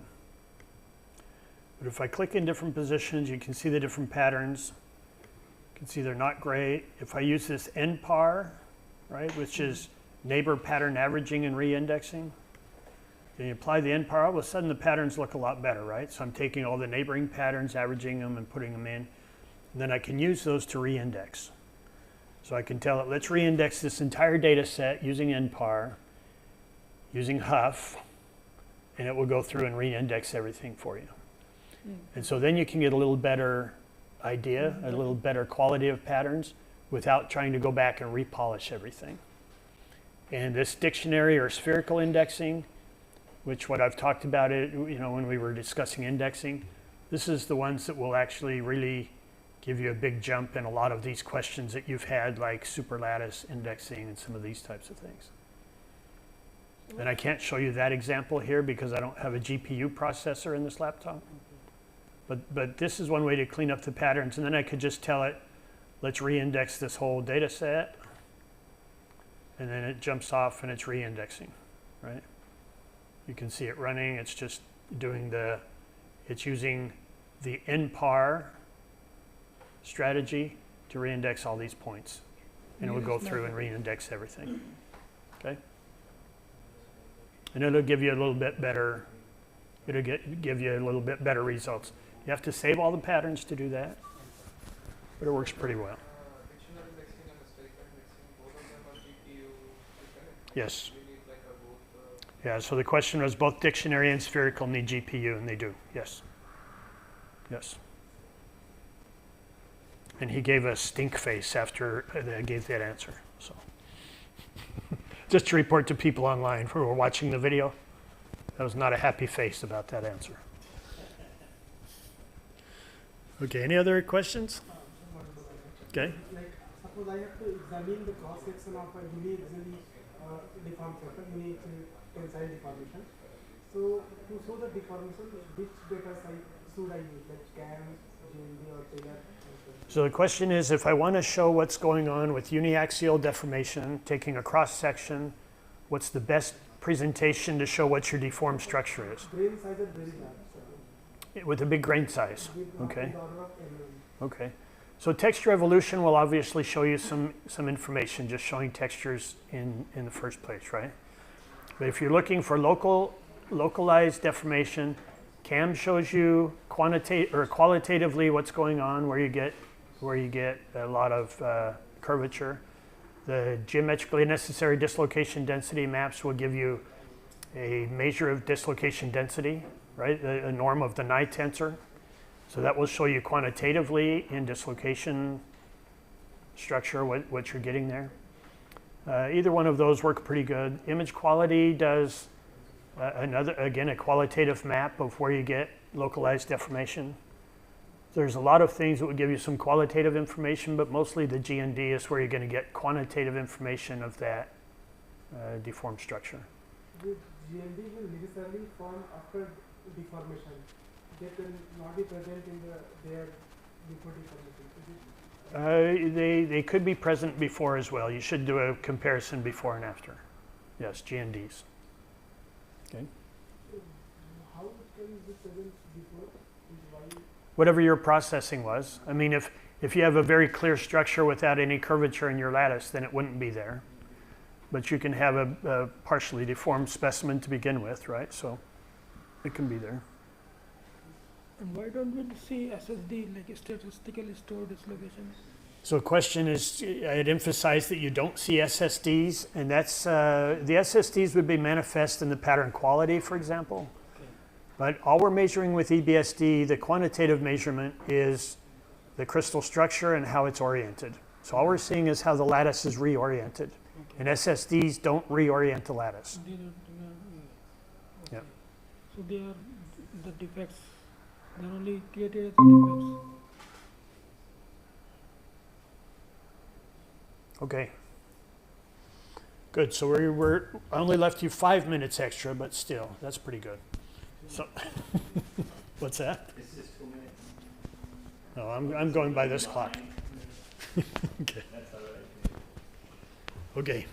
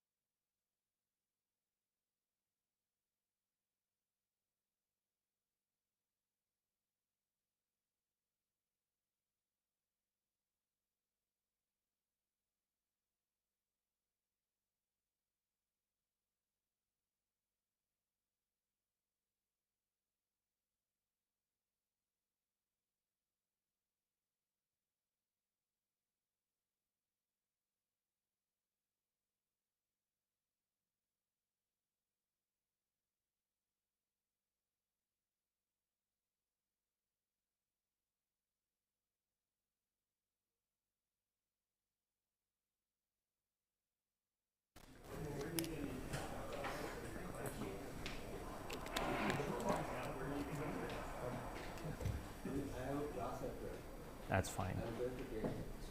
So what do I do once I'm done? I wait here. I go back to the guest house. That's fine. I can just walk.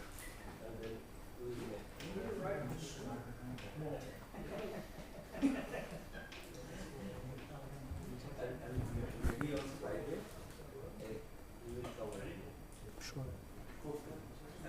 Yeah. Okay, welcome to the third lecture in this series on atomistic simulations. So again, a brief recap. On Monday, we looked at various material systems and applications that atomistic simulations can address.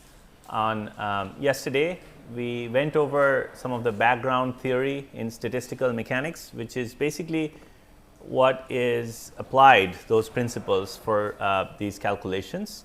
Today, we will look at molecular dynamics simulations in particular. I will introduce some of the methods, details of the method, and again show you some examples from distinct systems, including a grain boundary, an example from crystal growth or interfacial process, and one example from amorphous materials. So let's get started. Formally, though we have seen some results, what is molecular dynamics? It's a method to basically leverage the principles of statistical mechanics and look at time evolution of an ensemble of atoms, molecules in a system, and from that gather important information about transport processes or thermophysical properties and so on and so forth.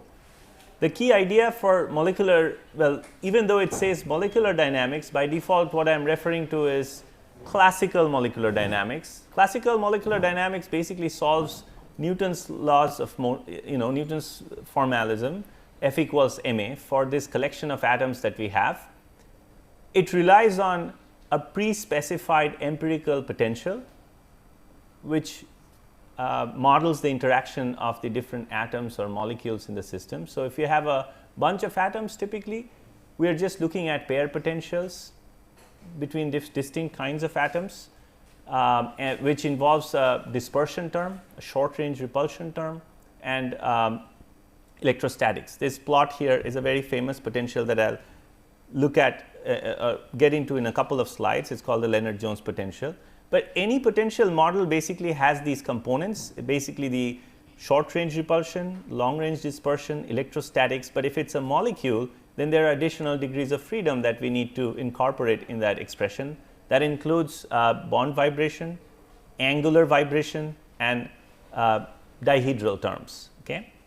So essentially what this methodology does is it calculates forces on individual molecules or atoms that are subject to this field due to its interactions with other neighboring atoms, and calculates the overall potential.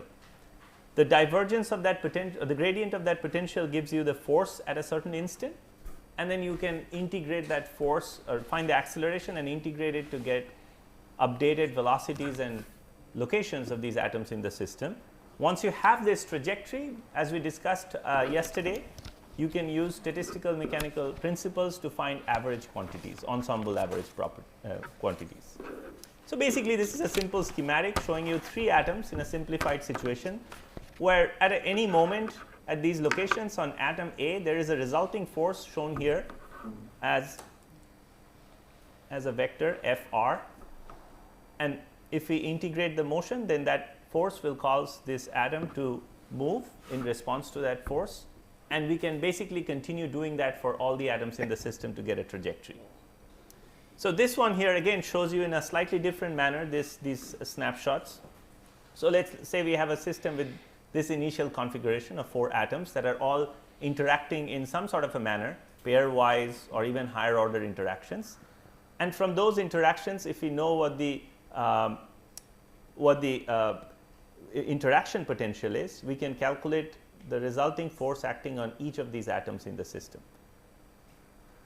So once we have the resulting force, we can express it as mass times acceleration and integrate it to get the velocity and updated locations as shown here. This method was originally introduced in the late 50s by Bernie Alder and Wainwright, who were the pioneers of this method in bringing in principles of statistical mechanics for computer simulations, followed by many others such as Keith Gubbins, Dan Frankel, Michele Parinello, to kind of evolve the methods over the years. Obviously, back in the 60s and 70s, computationally we were constrained, so we could only model perhaps hundreds or thousands of atoms, and today we can go to tens of millions of atoms. There are resources to model super large systems. So I talked about the Newtonian dynamics involved here, Newtonian mechanics. So let's talk a little bit about essentially what it does. So in this system of collection of atoms, you have, as we discussed earlier, many degrees of freedom in the gamma space, 6n degrees of freedom, right? So you have molecular configuration, which includes the position of individual atoms and forces that change with time due to the dynamics in the system. However, the functional form of the Newton's law is obviously independent of that, right? So typically you need a function that stays constant in any ensemble that you're looking at. Let's, for example, and this function is called the Hamiltonian. So the Hamiltonian is basically a function of the position or the configuration of the system, which includes the position of the atoms and their velocities, and the Hamiltonian by definition has to be conserved, so it has to be a constant. So what the Hamiltonian looks like depends on the system that we are modeling, or depends on the ensemble. So example, we are looking at microcanonical ensemble. Remember, in microcanonical ensemble, the quantities that stay constant in each of those boxes is the number of atoms, the volume, and the total energy of that system. There is no energy exchange in case of a microcanonical ensemble. So if you are looking at microcanonical ensemble, this Hamiltonian has to be a function of the configuration, like I mentioned, which is captured by this nth dimension vector Rn, where each of those R is the location of each atom in the system, and another nth dimension vector Pn, where P is the momentum. Okay. So if you know, if you have a specified configuration captured by the location, remember these are 3-dimensional. So n means basically they have 3n degrees of freedom, an additional 3n degrees of freedom in the gamma space for momentum. So we have 6n degrees of freedom. That quantity, the Hamiltonian, has to be a function of those, the location and the momentum, and has to be conserved. So an example of a Hamiltonian for a microcanonical ensemble, which is the simplest situation, is simply the kinetic energy of all the atoms in the system, right, plus the configurational energy at a certain configuration. So the configurational energy U is a function of the configuration Rn, right, the location of each atom in the system, and the kinetic energy is basically half mv square, summing up. It can be written in terms of the momentum of each of these particles. So questions so far for the Hamiltonian. So as we basically integrate the system to evolve it over time, this Hamiltonian is conserved if you have a numerically accurate scheme for doing that, to integrate the systems. The force will be single derivative or the double derivative of the Hamiltonian? The force is given in this fashion. It's the first derivative of the Hamiltonian with respect to the position vector, and this is force, by the way, of a certain atom in the system. It can also be written as a negative gradient of the potential of the system. For a microcanonical ensemble, it's pretty straightforward that way. The challenge is if you have a canonical ensemble where you are exchanging energy with the neighboring, let's say, box. In an ensemble, you are exchanging energy with, for example, an energy bath to keep the temperature constant. How do you define a Hamiltonian to keep that constant? It cannot be just simply the energy, total energy of the system. So in a moment, I will introduce the concept of thermostats that are used to keep the temperature constant in those canonical systems, and you have to be therefore very careful in what sort of thermostat you are using and make sure this thermostat is able to conserve the Hamiltonian. Otherwise, there will be some error introduced in your system. Okay. Going back, we discussed this at length yesterday. The ensemble average of any property A could be Helmholtz free energy, typically A stands for that, but it doesn't have to be that, is basically the average. If we assume there are no quantum effects, then it's expressed as this integral, right? It's like a weighted average of that quantity for various configurations in that ensemble, integrated, and the weight itself is this exponential function, which is a function of the configurational energy of the system, right? And you are normalizing it with the partition function. Now, we discussed that this ensemble average gives us the average property of the system that you are interested in, but in molecular dynamics we are not really looking at a collection of different systems. We are basically taking one set of atoms in a box and we are just kind of evolving over time. So, basically the average that is calculated for properties in molecular dynamics as a methodology is not the ensemble average, but this time average. The assumption is you simulate the system in equilibrium for an extended duration, time tends to infinity, let us say, and you find the average of this property with respect to time and normalize it. The way, like I mentioned, that these two calculations will be identical is through the ergodic hypothesis, which says that for very long trajectories, the average does not depend on the initial conditions basically. So, how do you make sure that the trajectories in an MD simulation are long? What is a long simulation? Any thoughts? Those that have are performing these calculations, how do you check if your simulations are long enough? Basically, the answer lies in this, that making sure that the trajectory is not a function of its initial conditions. You have sufficiently equilibrated the system. For some complex systems, this could take you 100 nanoseconds worth of simulation time. For others that are easier to equilibrate, it could only take 10 nanoseconds. So, it differs from one system to the other. Okay. So, in case you are wondering then that when do we apply an ensemble average in that case? If this is how MD simulations calculate its properties, is there a method where we directly can calculate the property based on this ensemble average? Anybody know of a method that does that? So, the idea comes from stochastic methods for integration. So, there is something called importance sampling. Basically, what you have to do is perform this integral, right, with enough sampling. There is a method called importance sampling in statistics that you can apply to perform this integration. A method that takes advantage of that to actually calculate properties of systems, it is like parallel to molecular dynamics, but uses ensemble average instead of time averages, is Metropolis Monte Carlo. How many of you have heard of Metropolis Monte Carlo or Monte Carlo as a method itself? I see some hands. Okay.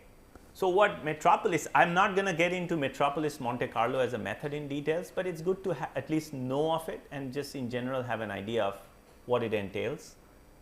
Metropolis Monte Carlo, like molecular dynamics, involves a box of atoms or molecules, whatever your material or system is, and also an evolution of that system from one configuration to the other, but not with respect to time.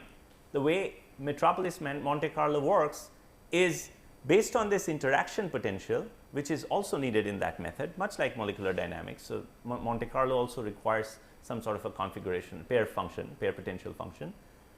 You basically take a system and perturb its location or configuration by a little bit. Okay. As you perturb the configuration of the system, it can go to an energetically more favorable system or an energetically less favorable system. Okay. You calculate the energy of the system in the perturbed state and compare it to the original system. If the energy is lower, then you say I accept this move. It makes sense because you are going from energetically higher to a lower system, so more towards equilibrium. If on the other hand the energy of after this perturbation is higher than the original energy, then you calculate this exponential function, which is like the probability of that configuration to exist, right? And then you pick a random number. If that random number is less than that number, you calculated the probability, you say I accept this move. On the other hand, if that random number does not fall within that the probability domain, then you reject the move, and you do this in an iterative way to evolve the system from its initial state towards a more energetically favorable state. And at the end, if you use if you use Metropolis Monte Carlo, you have these configurations that are generated without any time involved in it. It's not a dynamic process, okay? And you can perform averaging based on this method for ensemble average instead of the method used for molecular dynamics. Just something to know. Any questions about Metropolis Monte Carlo? It's also a very popular method, especially for systems where there is a high energy barrier. A lot of times you can bias the systems to perturb it in a certain direction and overcome those energy barriers to sample phenomena that is much more difficult to sample without that. So, okay, going back to potential models, pairwise potentials, I talked about Lennard-Jones potential, and I showed you this plot without really discussing it a whole lot yesterday. So, what you have is basically the function, Lennard-Jones function here, which you can see has a few different terms. Okay, what are these terms? Essentially, the potential is a function of the distance between two atoms, two types of atoms. So, the two atoms can be the same kind of atoms, two oxygen or two nitrogen, whatever they are, or they can be dissimilar. It's a function of the potential is a function of the distance between the two atoms, Rij, and what you are plotting on the x-axis is precisely that, the distance between two particles. Okay?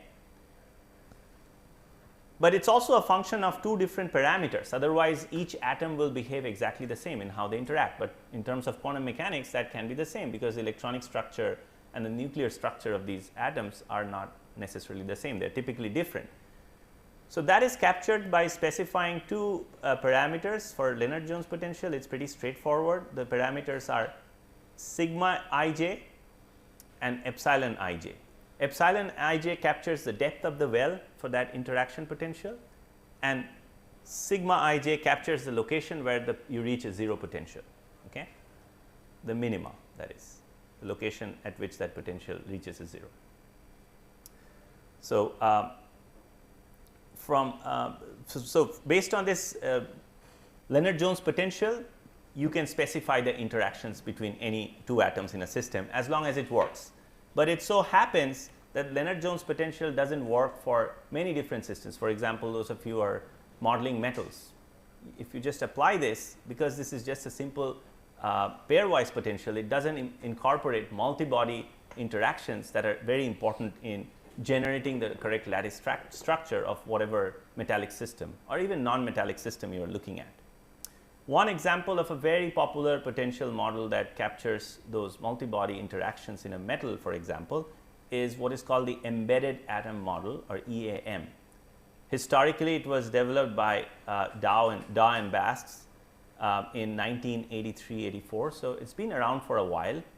It started out obviously being parameterized for very specific types of atoms, let's say copper, but then over the years it has been parameterized for a wide range of metallic species.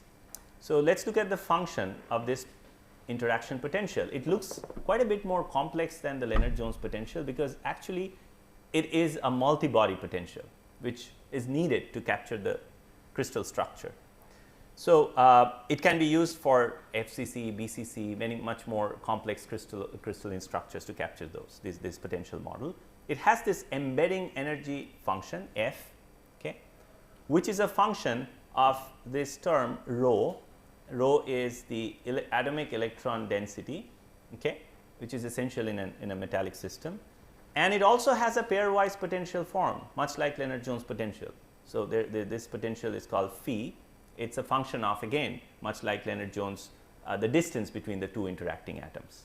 But the embedding function lends itself because it's a function of a summation, okay. And beta, by the way, alpha and beta are the two types of atoms that are being considered here for that interaction. So, given this complex nature of this function, we are able to capture the multi-body effects, which is very important for metallic systems. But even then, a lot of times for alloys, EAM doesn't necessarily work very well. So, there is this modified EAM potential mean, which is very popular for alloys, that has a similar form as the embedded atom model, but it includes kind of an angular term, this IKJ term. So, basically you are scanning the neighborhood of a certain atom that you are trying to model the dynamics of, trying to calculate its energy, not just based on the pairwise interaction, but you now have these angular terms involved in there as well, which makes it a lot more flexible to be applied to a wide range of systems. On the other hand, if you are interested in modeling a polymer or organic matter or solvents, you're not dealing with just atoms in an electrostatic field. You have these angles, bonds, etc., because you can have a polymeric chain, for example, which will have a complex structure. You'll have 1, 2 or 2, 3 which are bonds, chemical bonds, but you also have these angles 1, 2 and 3. You can have this angle here, and you can even have dihedrals between a set of 3 atoms and then the neighboring 3 atoms. Okay, so there will be 2 planes making an angle. How do you capture those complex structures, molecular structures? One example is this OPLS force field, which is very popular, and it involves all these terms for bond energy, angular energy, dihedral energy. Notice that the bond energy is harmonic. It's a pretty simplified function. It's like a spring type potential, okay, where R0 is some sort of an equilibrium bond length and the bond vibrates about that length. It's like a spring, right? Similarly, you have a harmonic type angle term for that to capture that angular effects, and you have the dihedral term can be in a few different forms. The one that I'm showing here is called Rickert-Bellman's form, okay, but you can also express it in sine cosine forms. You can fit it differently, but on top of it you have this non-bonded interaction. So if I kind of sum it up here for this potential,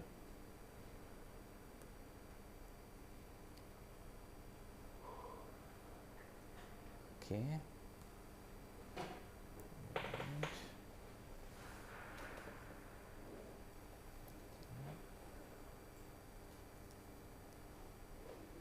so if I have to sum up here, why does it do this?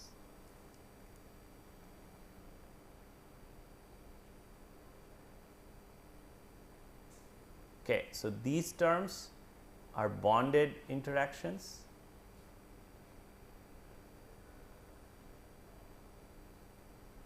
and the last one here is like a Leonard-Jones type interaction term. It's the non-bonded interactions between 2 separate atoms in 2 separate molecules, let's say, or atoms in the same molecule that are kind of far apart. Could happen in a polymeric system.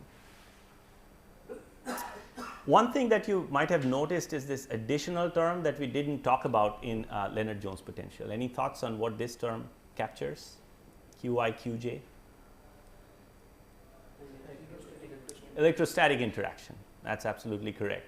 So this term is called the Coulombic term because it captures the interaction between these 2 atoms due to the partial charges that they will have. So how do you get these partial charges? A lot of times we work with atoms with a nominal charge in polar systems, +1, -1, etc., whatever their oxidation reduction states are.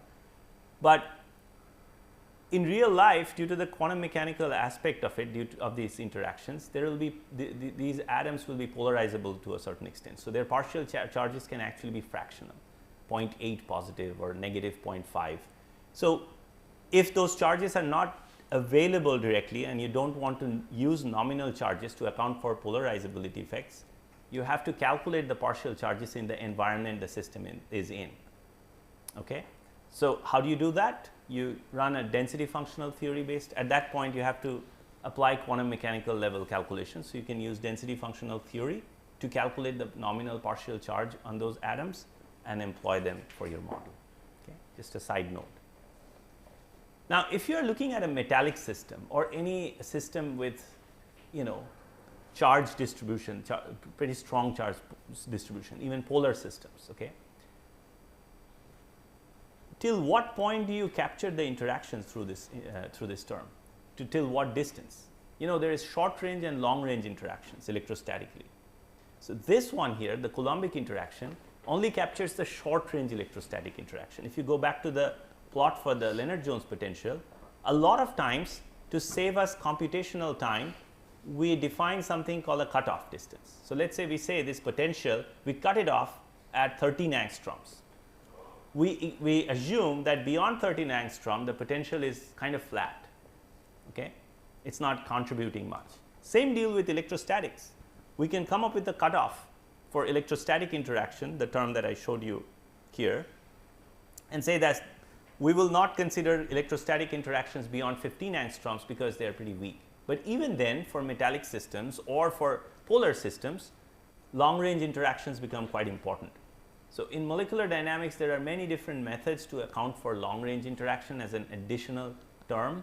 One of them is what is called the eval sum. Write that here.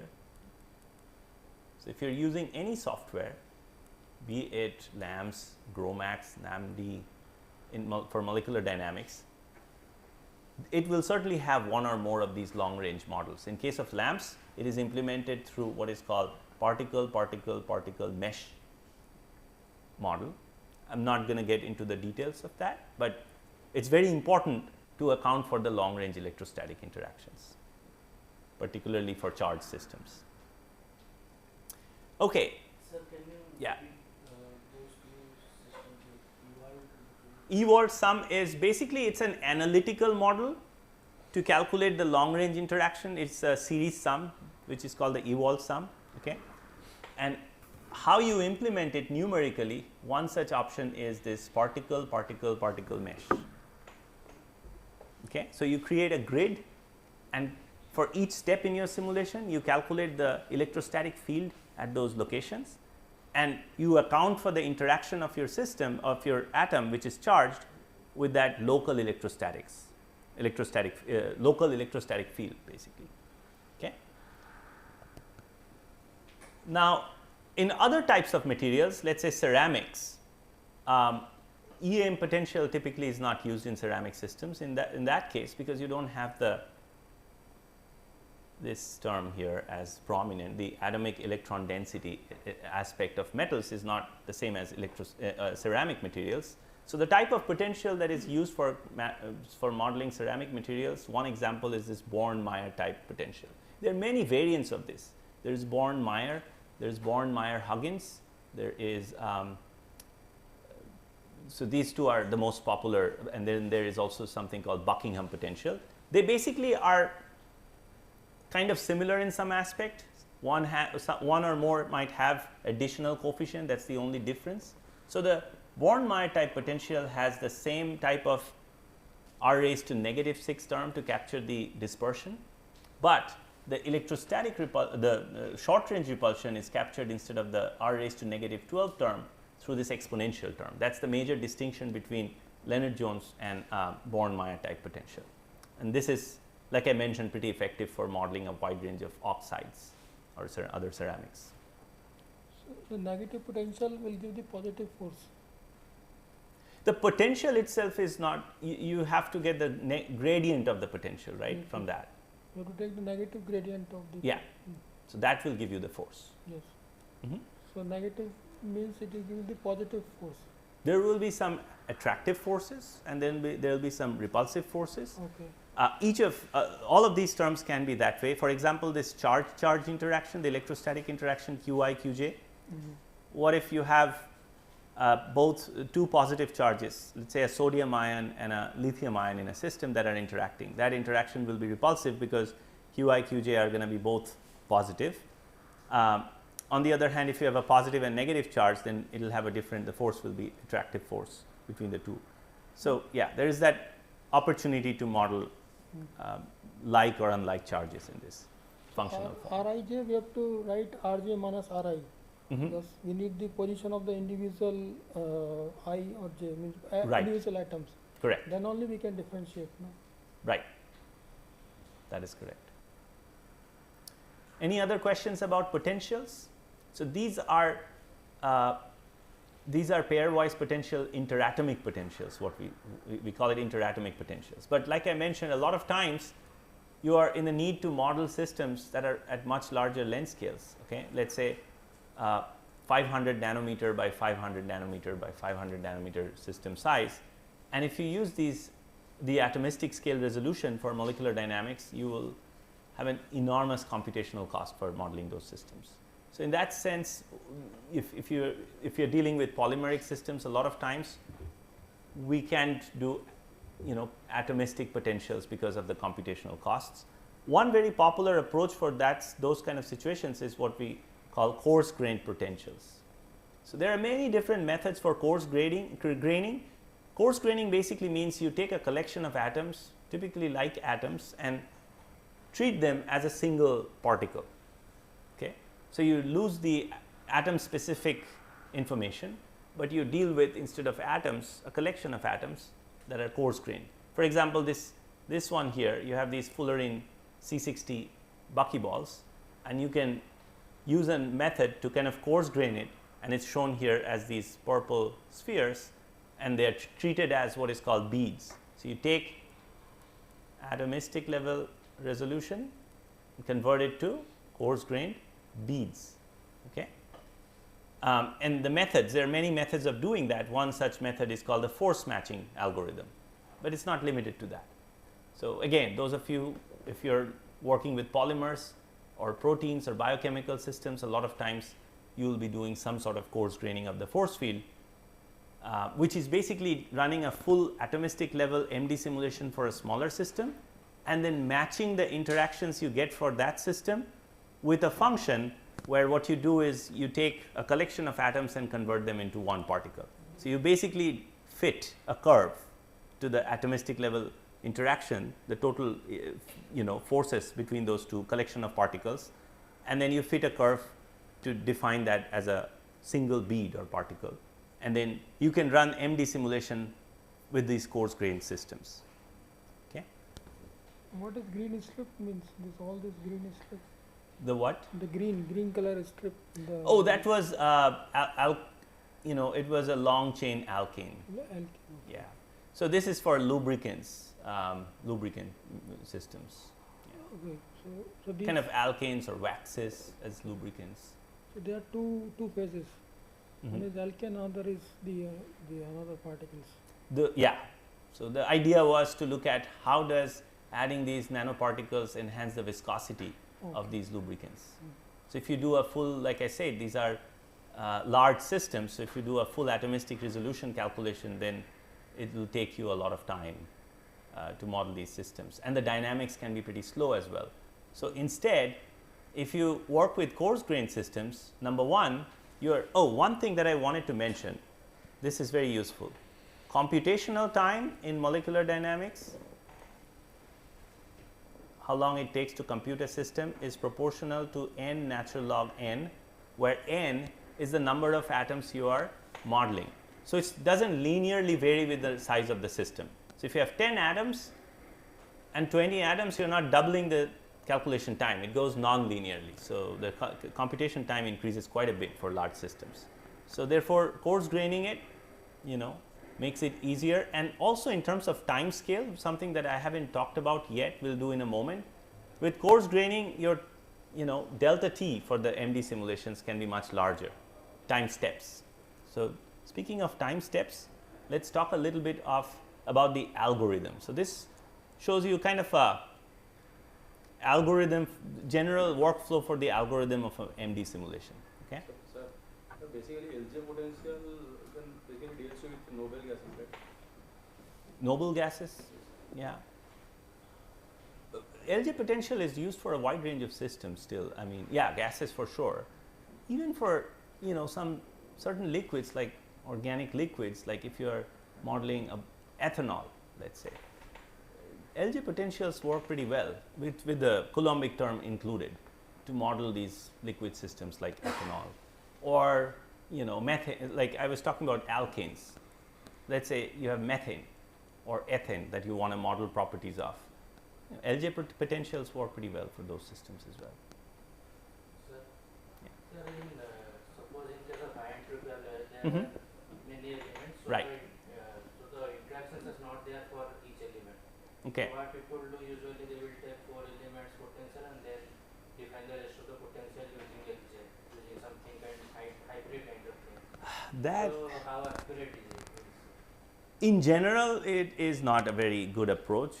It should be pretty inaccurate, because remember, these force fields were one of the things to remember when you are choosing a potential model is be very careful about reading the literature from which those parameters originated, the original work. What did they parameterize that potential model for, and for what type of situation, what sort of physics does it capture? That's very important. Let's say you are interested in mechanical property of a high entropy alloy which has cobalt, and you take parameters for cobalt for a system where they were looking at catalysis or some entirely different application. There are chances the parameterization for that situation would be very different, the parameters that you are going to use from your system where you are trying to calculate mechanical properties. Same deal with temperature. It's very important to read the literature to see what these what sort of temperatures was the force field or potential model parameterized at. If it was parameterized for a high temperature application of the same system, and you take those parameters and apply them to a room temperature system, then there will be an inaccuracy generated. Remember, these are empirical potentials that try to capture the interatomic interactions, which is quantum mechanical in nature, under different systems in equilibrium. And if your original set of parameters were very different, derived for very different situation than what you are dealing with now, then you can't expect in general that your calculations will be accurate. So if I were in your situation with that system with high entropy alloys, and there were no, the other thing is in using hybrid, the option you're mentioning is using a hybrid force field or potential, where some of them are interacting using EAM or EAM or MEAM potential, which is well suited for that sort of a situation, is a many body potential. On the other hand, LJ is a pairwise potential. So you're certainly not going to capture the right crystal structure if you did that. Mix two entirely different potentials. If you had to do it, you will have to validate your calculations first with experiments. The other option is to parameterize your potential for your specific system, which is not an easy thing to do. Sometimes it's doable, but these days there are plenty of software that generate machine learning based force fields. So basically you run a calculation or take some experimental data, and based on which the machine learning algorithm can parameterize and produce some potential parameters, then you can use it to model your system. So that's another option. So you talked about that short range and long range interaction. Mm-hmm. That is basically the interaction between the atoms or the particles. It is Right. not an electronic level interaction that we are considering in all these models. Mm-hmm. I was talking about electrostatic interaction, the nominal charges that are on the atoms. Let's say you have sodium chloride and you use a +1, -1 charge on sodium and chlorine. And you say, well, I have a Coulombic term in my potential along with the LJ for sodium chloride, which is appropriate. And the Coulombic term, I cut it off at 15 angstrom. Why do I have a cutoff for the potential? Because remember, if your cutoff was very large, okay, what are you doing at each step in your algorithm? If I go back to this schematic, it's just showing 4 atoms, but you probably have 400,000 atoms, right? And at each step, you're finding the pairwise interaction of one atom with every other atom in the system. So it's NC2, N combinatorial 2, right? So that's a lot of interactions for your calculations, for your record keeping. So, and it's not necessary, because if you go beyond the distance, it kind of dies down. So what we say, we choose a cutoff distance carefully. For Leonard-Jones, it's typically about 13 to 15 angstrom, and say we are only going to do this record keeping and calculate, the interaction for any atom which is within 15 angstroms distance of this particular atom. Okay, but that is for Leonard-Jones. For electrostatics, what happens is there is a long range interaction. For the electrostatics, if you have highly charged systems such as sodium chloride salt, right? And if you cut it off at 15 angstrom, it saves some computational time, but you are missing out those long range interactions which will have an impact on your calculated properties. So basically, it is like the surface charges of the atoms or the mm-hmm. particles that is being considered. But because of the periodicity in the system, the crystalline nature, there is going to be a static electric potential generated in so the atoms are also interacting with a kind of ambient field, electrostatic potential. how do you capture that aspect? That's the long range.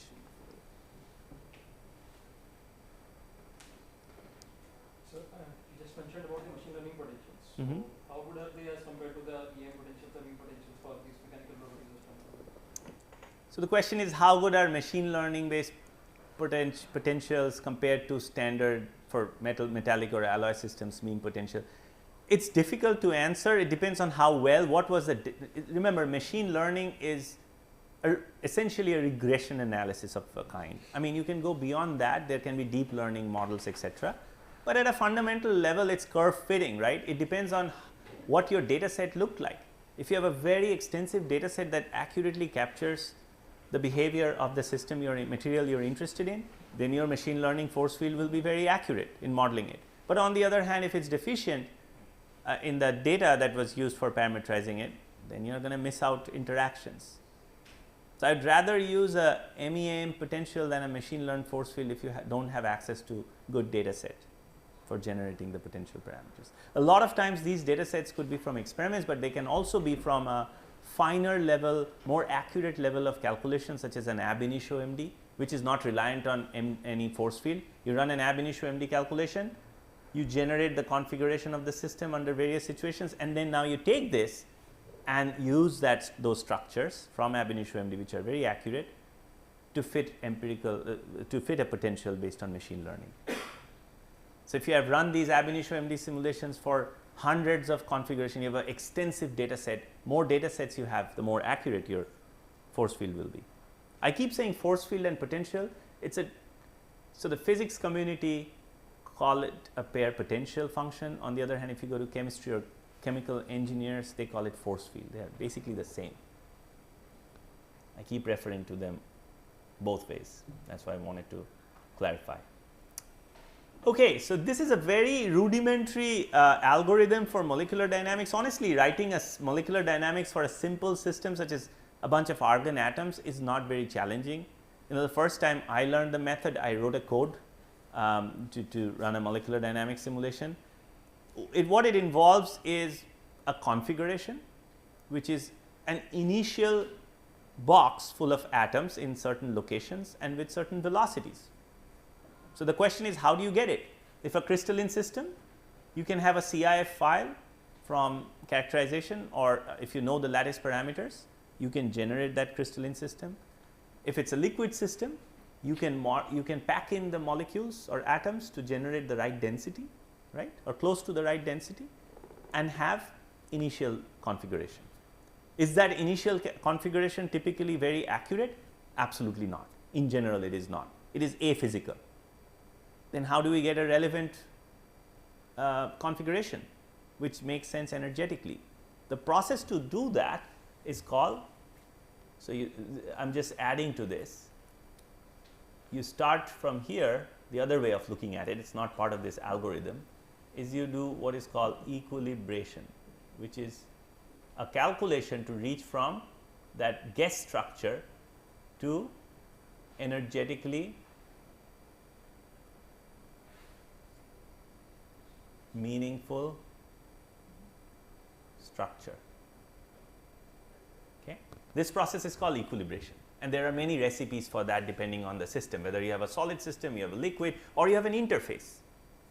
And this equilibration can be a static equilibration or a dynamic equilibration. What do I mean by that? Static equilibration basically calculates forces from the pair potential and uses something called a steepest descent or conjugate gradient method to kind of minimize the energy statically, not involving any integration. Okay? So dynamic equilibration is when you run an MD simulation from this starting point to get to a configuration that makes sense. Let's say you're modeling water that you start out with a density of 1.2 grams per cc, which is inaccurate at room temperature. Apply a barostat to gradually reach the right density, which is close to 1.0, right? And that process of doing that is called equilibration. So the ensemble average that you calculate for your properties that I showed you, it cannot be applied to the equilibration process, because the equilibration process is starting from a weird configuration, an incorrect configuration, and reaching to the right configuration. Once you reach there, that's when you can start sampling and doing this sort of analysis. Okay. So, you throw out your equilibration run essentially, it is just useful to reach the right sort of meaningful configuration for your system. So, let us say your lattice parameters were off. If you use copper to model copper with a EM potential, and for some reason you started with your temperature maybe is different, it is let us say 500 Kelvin versus the parameters you used to develop the lattice were for 300 Kelvin or sometimes even 0 Kelvin DFT, right. So, what will happen now if you start to simulate the copper at 500? It will expand, right. And so, this process of starting with that 0 Kelvin structure from DFT to the right sort of structure at 500 Kelvin will be the equilibration process. Anyway, so going back to the algorithm, you initialize positions and velocities. I will talk about velocity in a slide or two. So, I am skipping for now. How do you generate the velocity of these atoms? We will answer that question in a moment. And then what you do is calculate forces based on the negative gradient of the potential on each atom, right. You do that for all atoms in the system and apply whatever your ensemble is. If it needs a thermostat or barostat or both, you apply that and update the positions and velocities. And you keep doing this iteratively till you get a convergence. So, it seems straightforward, right. In principle, the idea is not very complicated. One of the major, yeah, you had a question. Apply thermostat means we keep the temperature constant. Yes. So, what you thermostat, and again I have a slide later, what it does is it is an algorithm to keep the temperature constant in the system while having a Hamiltonian. So, in the Hamiltonian you have to add an extra term for the thermostat, which is basically an energy bath, which is either supplying or depleting energy from the system to get the right kinetic energy, average kinetic energy for that particular temperature. I will get to that in a moment. So, one of the major pieces in this is the integration algorithm. So, basically you have force on an atom, which is its mass and acceleration, right.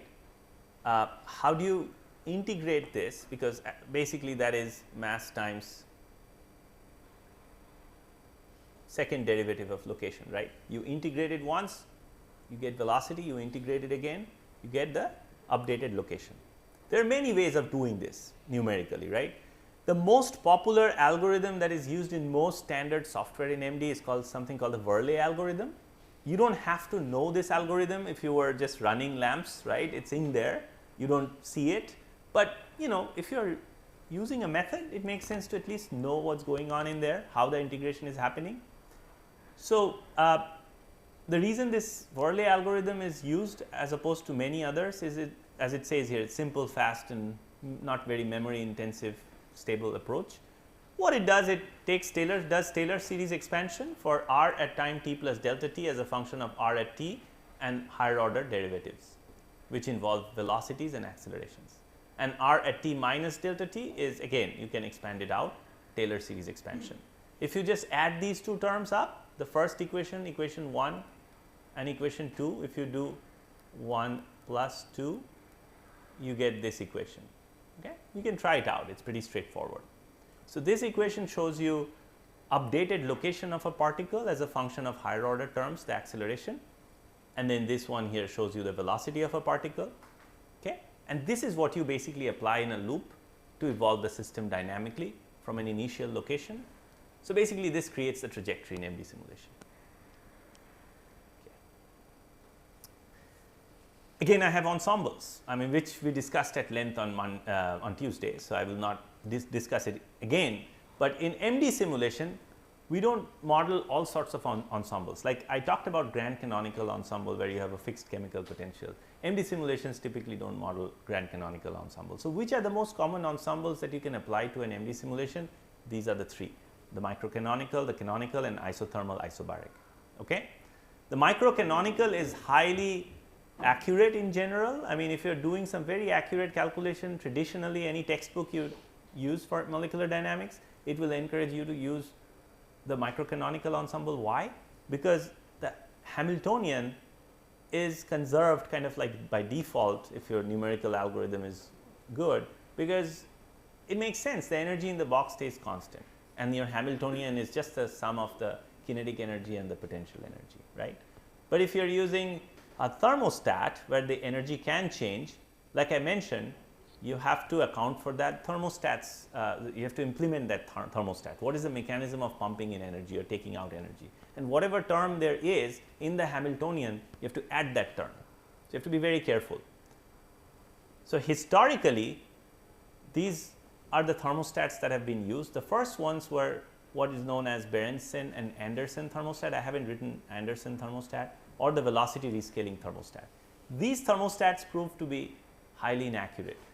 So, nobody, I mean very few people use it anymore. They were used in the 90s, but today the thermostats that are mostly used are one of these two. Nose-Hoover, which is very established. Why? Because Nose-Hoover conserves the Hamiltonian.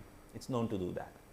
The only challenge with Nose-Hoover is if your target temperature is this and you start with this temperature, there is an oscillatory convergence of Nose-Hoover, but it is all right. I mean, it is a very standard thermostat. The other one which is more recent and I like using is the stochastic velocity rescale thermostat. It is not the same as velocity rescale, which is not recommended.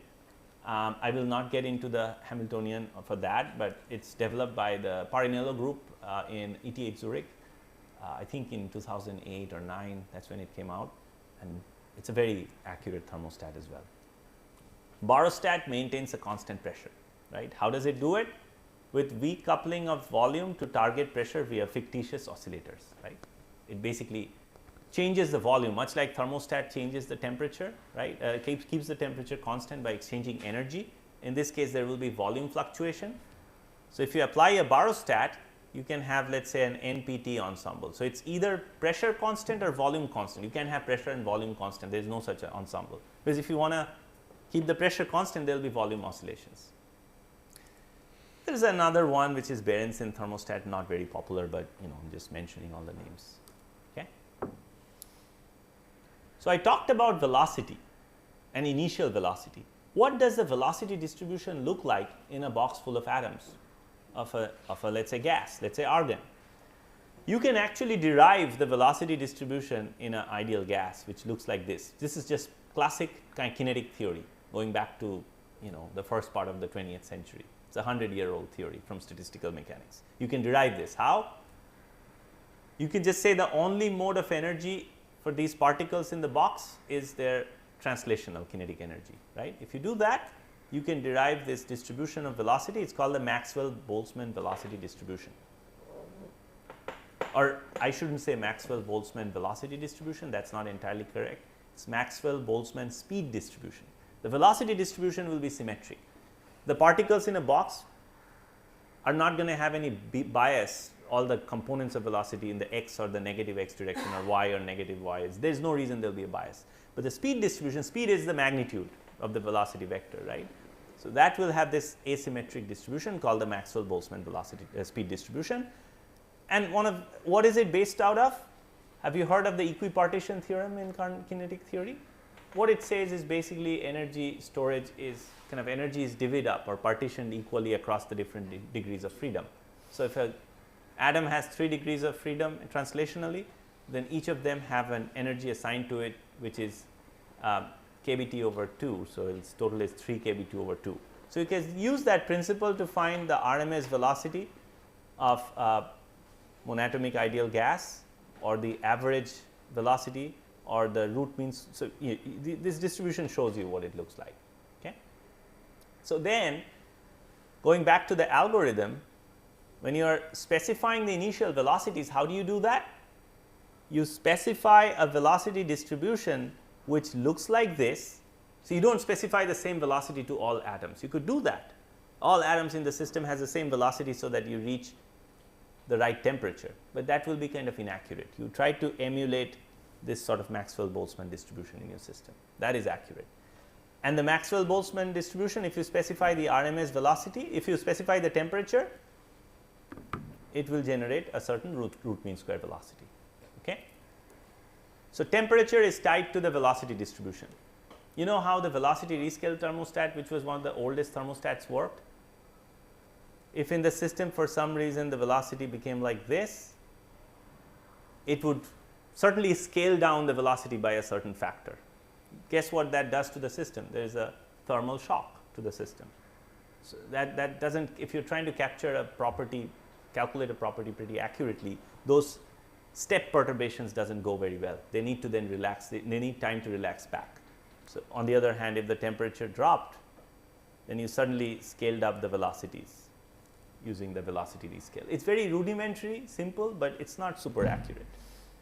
Okay, to summarize, we learned about, you know, the basic idea of molecular dynamics simulations. Any questions before I kind of summarize this?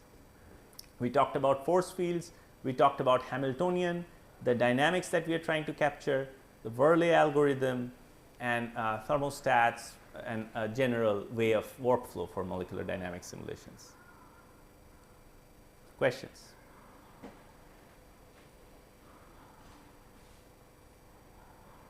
For force, we integrate this Newton's law. So it is mass into acceleration and equal to negative time and the potential Right. energy. So in finite temperature, that potential energy is replaced by Hamiltonian. Means how it happens? Where is the use of Hamiltonian? The Hamiltonian for a microcanonical ensemble is the potential and the kinetic energy. But if you have a fixed temperature, then that barostat, Nose-Hoover barostat, you can look it up. The expression for Nose-Hoover barostat. If you just look it up on Lamb's manual, if you're using that, it will show you an added term, and that then becomes the Hamiltonian. Hamiltonian is a conserved conserved quantity for that system. It's a function of the configuration and the momentum. And then if you add a thermostat, then there will be an additional, let's say, a damping term or some sort of an oscillator term, which has to be included in the Hamiltonian, because that quantity has to be conserved in your calculation. The only reason it will not stay conserved if theoretically you have all the terms is because of some numerical error that can be generated. Okay, so very quickly summarizing molecular dynamics. What is its utility really? It provides a way to take statistical mechanics principles and use for calculation of property, but not just that. One thing that I haven't been talking about yet is these are all equilibrium systems I've talked about, but molecular dynamics can also be used to look at non-equilibrium processes, like, you know, friction or crack propagation, a non-equilibrium process, or this schematic, it's on the Lamb's tutorial, of two plates with asperities that are kind of grazing against each other. So these processes are not equilibrium processes, but you can model them. So it provides, it's like a nanoscope, which lets you understand nanoscale processes or small length scale processes as well. And yeah, so in addition to obviously letting you calculate some of these equilibrium properties. Okay. A lot of times you can collaborate with experimentalists for high throughput screening of materials using molecular dynamics. That's one of the most popular applications I would say today. Whatever your application is, let's say high entropy alloys, you want to get the right composition for a certain mechanical property that you're trying to optimize. You know, these, if you wanted to do experimentally, you have to do tons of synthesis and characterization. You can reduce those efforts a little bit by first doing kind of a screening of various compositions of high entropy alloys, identifying a few compositions that look promising, and then you can test and validate using experiments. Okay. So, in this case, the classical MD, is it possible to look into the electronic properties of the material, or only the Not with classical MD. You cannot get electronic level resolution because you're not starting with electronic level resolution. You're treating atoms like a soft sphere. That's what it is. So if you read a textbook of classical MD, there will be a hard sphere model and a soft sphere model. So for hard sphere model, the potential function will look like this. So the repulsion will be a vertical wall. So that, let's think of two, you're familiar with Karam, right? If the two disks that are like kind of colliding and they don't deform or deform very little, and they just collide and come off due to just rigid body dynamics there. But that doesn't you know, that doesn't do a good job in modeling atomistic systems. So therefore we come up with what is called a soft potential, a soft sphere model, where you do have a short range repulsion, but then it's not like a wall. It is kind of soft, those the Jones term. So yeah. So sir, these electronic properties generally we use DFT or we can use ab initio also? I will talk about ab initio molecular dynamics, which is a good combination of DFT because it has the electronic level resolution, but then it also captures dynamics. So it basically, we'll look at it in a few minutes.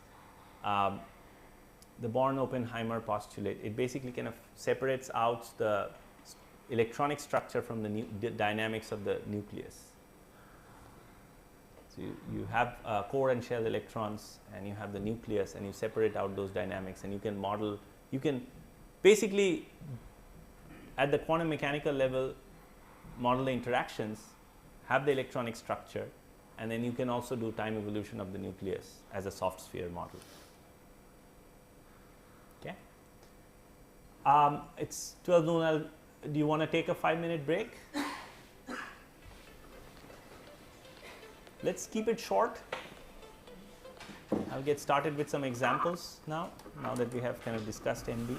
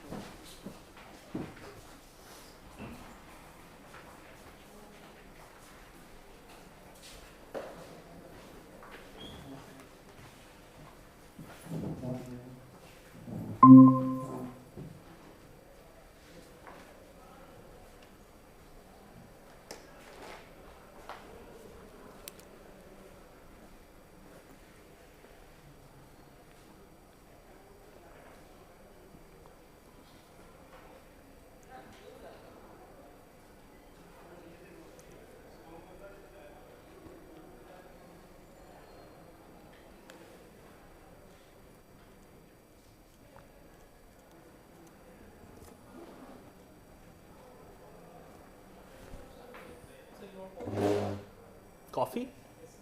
Sure, why not? That'll be great, thank you.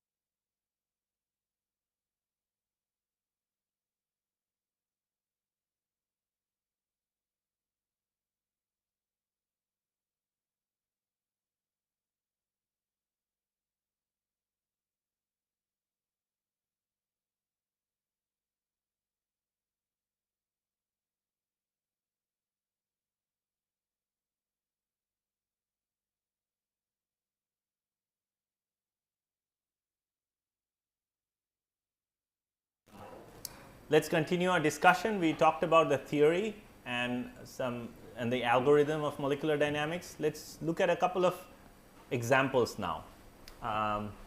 Hopefully my screen will come up. Yep. So on Monday I talked a little bit, motivating you about this problem of tin whisker growth in tin coatings on copper in electronic packaging systems, right? What happens is tin diffuses through the and to the surface, and then spurts out as whiskers or hillocks and extrusions. These are basically defined based on the aspect ratio. So whiskers are the ones which have the smallest diameters, but they're long. Okay. So the big question is, how do we prevent the growth of these whiskers, because they can lead to shorting of those systems and electrical shorting, and that's a huge problem in electronic packaging. So the solution that has been applied for decades till about 1990s was adding a little bit of lead, less than 4%, to the tin, and it worked great. It completely stopped the growth of these whiskers, but the fundamental mechanism of why that happens is not exactly well understood. But then the problem was, we stopped using lead in the 90s because lead is toxic. So what do we do now? Without the lead we have the same problem. So of all the different options that were explored, one that has worked reasonably is adding other dopants, or exploring other dopants such as indium, which has been shown to mitigate this problem of whisker growth. But we need to understand at a fundamental level the mechanism at play that leads to the kind of inhibition of whisker growth when you add a little bit of lead or indium to tin. So to understand this, I collaborated with one of my colleagues who was an experimentalist making these systems like these tin plating, and performed theoretical calculations based on molecular dynamics, classical molecular dynamics. That's why I'm presenting this as an example today, to understand diffusion of tin at grain boundaries in pure tin and with tin added with some lead or indium dopants, and compare them to understand the mechanism at play. So why diffusion of tin through at grain boundaries? So this model here kind of shows you the rate of growth of these tin whiskers, and it's a function of several parameters. Actually, this slide here shows you these, defines these parameters. Some of them are the configuration of the tin whisker, such as the diameter and spacing between whiskers, etc. But there is also this term D, which is basically the diffusion, self-diffusivity of tin through the film. Okay. So if the self-diffusion diffusivity of the tin through the film is lower with the low diffusion coefficient, that would significantly slow down the growth of these whiskers. Okay. There is also obviously other parameters, for example temperature. At what temperature this is happening is important. So lower temperature means lower dynamics. And then there is sigma, which is the atomic volume of tin. Not much you can do about it in a practical application, it is just a property. There is also sigma 0, which is the equibiaxial planar stress in the film. So that is something that you can perhaps engineer a little bit, but in this project we didn't look at the impact of the stress. We were focused on looking at the diffusion, because our hypothesis was, if you add a little bit of lead or indium dopant to tin, it leads to slow grain boundary diffusion of tin, meaning the diffusion of tin at grain boundaries become much lower, or lower diffusion coefficient, if you add those atoms. Why does that happen? There was some experiments done, TEM, that suggested that some of these dopant atoms segregate at the grain boundary, forming small clusters, and that impacts the diffusivity or self-diffusion coefficient on tin, which becomes lower, and that if that happens, that might reduce or inhibit whisker growth. So we wanted to test that hypothesis out. How do we do it? In this case, theory. So what did we do? We generated a grain boundary of tin. So how do you generate tin grain boundary in molecular dynamics? So, tin has this body center tetragonal structure that you can generate with, there are many software to generate the structure of tin, but you have to first decide what sort of grain boundary are you interested in modeling. So, the grain boundary we model is described here. The x, y and the facets, the crystal facets in the x, y and z planes are shown here. Obviously, the grain boundary is in the y direction. So, basically the top crystal facet for the top grain is shown here and the bottom grain is shown here. Okay. How did we get this data? Professor Field here does EBSD measurements, right? We consulted him to see what will be a energetically favorable grain boundary that we should model for real systems. So, from his characterization data, we came up with this. It's a tilt twist grain boundary which seems to be pretty dominant in these platings. So, okay, so we generated a grain boundary by taking two tin crystal facets and pushing them together. It does not happen so easily. Again, going back to molecular dynamics, you can at best guess the configuration, right? Whether your configuration is right or wrong, you do not know. You just take two crystal facets and kind of jam them up together. So, what you have to do is a static energy minimization first to kind of adjust it to an energetically favorable structure and reduce and take away residual stresses, etc. And then you have to run a dynamic equilibration to relax it a little bit more, the structure. When I say relaxed structure, in MD parlance, it means kind of taking it from a higher energy to a lower energy configuration. Okay? Because what happens, guess what happens when you generate the grain boundary? Again, because it is a guess, there are some bad contacts or interactions between atoms that should not be there. So, there are some very high energies because of those interactions. So, you have to gradually move them or relax them so that you go from that high energy state to a more energetically favorable state. So, you generate this grain boundary, and then what we did is we introduced dopants. So, this configuration in the example, green I believe is it lead or indium? I think it is lead. Okay? So, these green atoms are lead atoms that were introduced in place of tin in the body center tetragonal structure on both sides, okay, both at the top and the bottom. At first, we introduced it using a random number generator. So, it was just randomly replacing tin atoms with lead. Okay. By the way, far away in the crystal, we did not introduce lead. Okay. And then we ran a calculation, MD simulation, which seemed to suggest, at least visually, that some of these lead atoms are starting to cluster and move towards the grain boundary. Obviously, this is just visual, and we have to analytically look at that. And it agrees with TEM characterization, like I said. The reference is here, the third one. This was work done by Buttinger et al. At NIST, okay, in the US. So, there's characterization seem to suggest that, and we qualitatively, visually, we saw that from our calculation.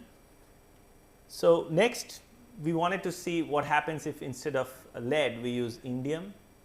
You know, what are the similarities, differences, and also quantify the diffusion coefficient along the plane, right? We are not interested in diffusion coefficient of tin perpendicular to plane, but we are interested in the XZ plane, the diffusion coefficient of tin. Yeah. Is the system periodic along all the three directions? Great question. It is periodic along the XZ plane. Okay.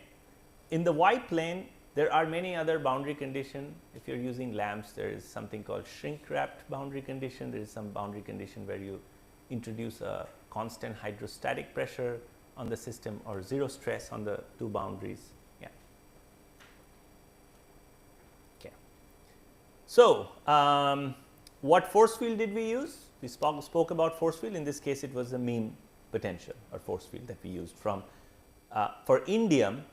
The mean force field parameters were characterized by, we took this from this paper, Doe et al. It's referenced here. Okay. It's a CalFAT computer coupling of phase diagrams and thermochemistry. So, it was based on the phase diagram, the parameters for indium.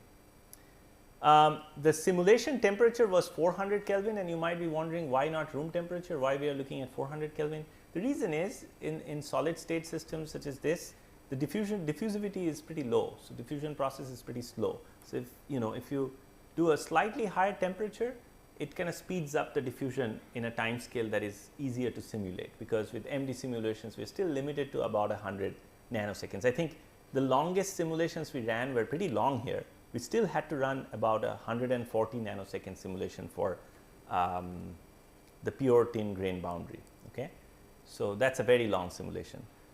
It takes quite a few days of calculations because the size of the system that we modeled here, I don't know if I mentioned it here, was about 21,000 atoms. Okay, so modeling 21,000 atoms with EM potential for 142 nanoseconds, it takes time.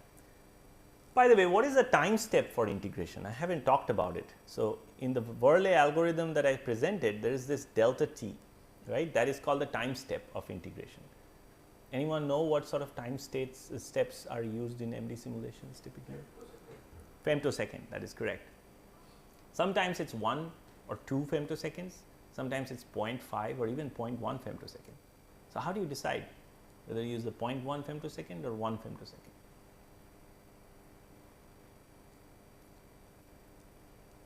So, if your system, okay, there are a few things here. If you are looking at a reactive force field where there is a chemical reaction that you are trying to model with reactive force field, then you have to use a much smaller time scale because the time scales for those processes to happen is much smaller, 100 picoseconds, I am sorry, 0.1 femtosecond, let us say. But on the other hand, you know, if you also have a pretty bad initial structure to start with, where some bad contacts, let us say you have packed in a polymeric species where you have this chain and you have these chains, there are certain spots where two atoms are pretty close to each other randomly that you have generated this structure. If you use a time step that is very high, like let us say 5 femtoseconds in here, what will happen is when you integrate this, obviously with a higher time step, the change in position will be greater, right. So, you have these atoms here that will move quite a lot to react to the force that they are subject to due to the potential.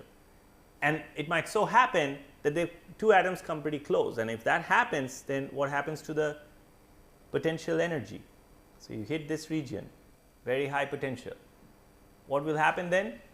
Basically, due to the very high repulsive force, the atoms will shoot out, which will generate typically very high temperature because temperature is related to the velocities.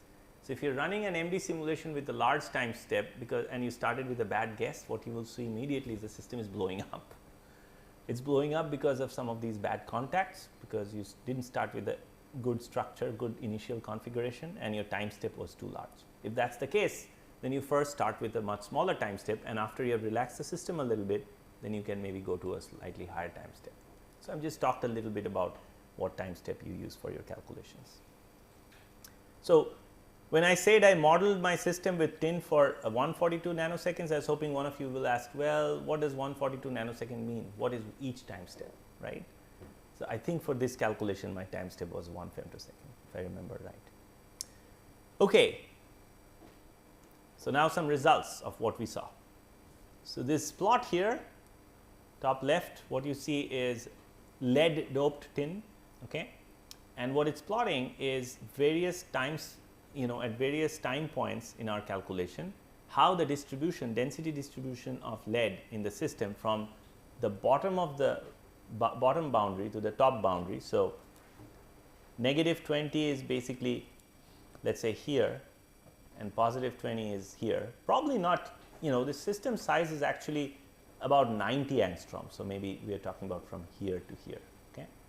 So, we are kind of counting the number of lead atoms in each of these bins, okay, and normalizing it with volume to find the number density of lead atoms as you go from the bottom to the top. You kind of inverting it and plotting it. So, when you start out after 28 nanoseconds of simulation, you have this green distribution, which is not exactly flat because you have already modeled it 28 nanoseconds, but you know, it's still distributed all the way from the bottom grain to the top grain. But as you keep modeling it to about 80 nanoseconds, you have this sort of a shape. What does it mean? The lead atoms have migrated from farther out towards the grain boundary. The grain boundary is, you know, this region. Okay. So, what we are seeing here, the dynamics is the lead atoms are diffusing towards the grain boundary. By the way, I also introduced a certain vacancy concentration here of 1 atomic percentage.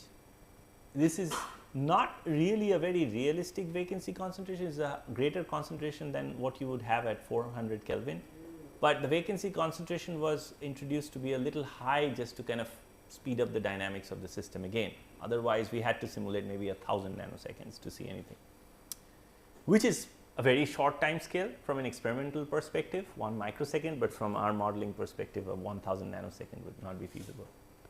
Okay, what happens to the tin atoms in the meanwhile as the lead atoms are diffusing towards the grain boundary? The tin atoms don't change a whole lot, especially far out here and here. So, you see this is the entire system from about 45 angstrom negative to 45 angstrom positive, because this was about 90 angstrom, right. This distance is 90 angstrom or 9 nanometer. So, it is about 45 and 45. So those images were simulated or Those images are snapshots of the simulation. You know, the simulation has a set of images, right. I just took one image towards the beginning and one image towards the end of my simulation, and I am just showing you an example. Obviously, these are two ensembles, but then this is a non-equilibrium process as the system is going from, you know, when I had those randomly scattered dopant atoms, it was not really energetically a favorable state, because the energetic favorable state is towards the end of the simulation. And how do you know that? One other interesting thing to observe here would be, look at the purple line and the brown line, okay, or I do not know what those colors are, probably purple and brown or red. 72 nanoseconds and 79 nanoseconds. Do you see much of a difference? Not really. So, it kind of converges by about 72 nanoseconds, and the distribution of lead atoms does not change anymore. That means it is kind of reached an energetically favorable configuration. On the other hand, tin atoms do shift and rearrange itself. So, the grain boundary is also evolving a little bit, right, because the distribution is particularly close to the grain boundary. So, here in this zone, this is the grain boundary. There is a little bit of a difference for the tin atoms at 34 nanoseconds and about 72 nanoseconds. Okay. But the bottom line is the lead atoms diffuse towards the grain boundary from an initial random configuration and segregate out. Here is something called a radial distribution function. What radial distribution function are we looking at? We are looking at the radial distribution function between lead and lead. So, what is radial distribution function? You can think of it, you take an atom of a certain kind in your system and imagine many spheres. You go from a small sphere around it, a larger sphere, a larger sphere. At each radius of the sphere, you count the number of other atom that you have. Let us say you are doing a radial distribution function between lead and lead. So, the lead is at the center of the sphere. There is a peak at 3 angstrom, let us say. That means, at about 3 angstrom, there is a very high likelihood of finding another lead atom that is coordinated with this lead. There is some sort of a coordination structure here. So, this peak in the RDF kind of reflects that coordination structure, and what we observe is, excuse me,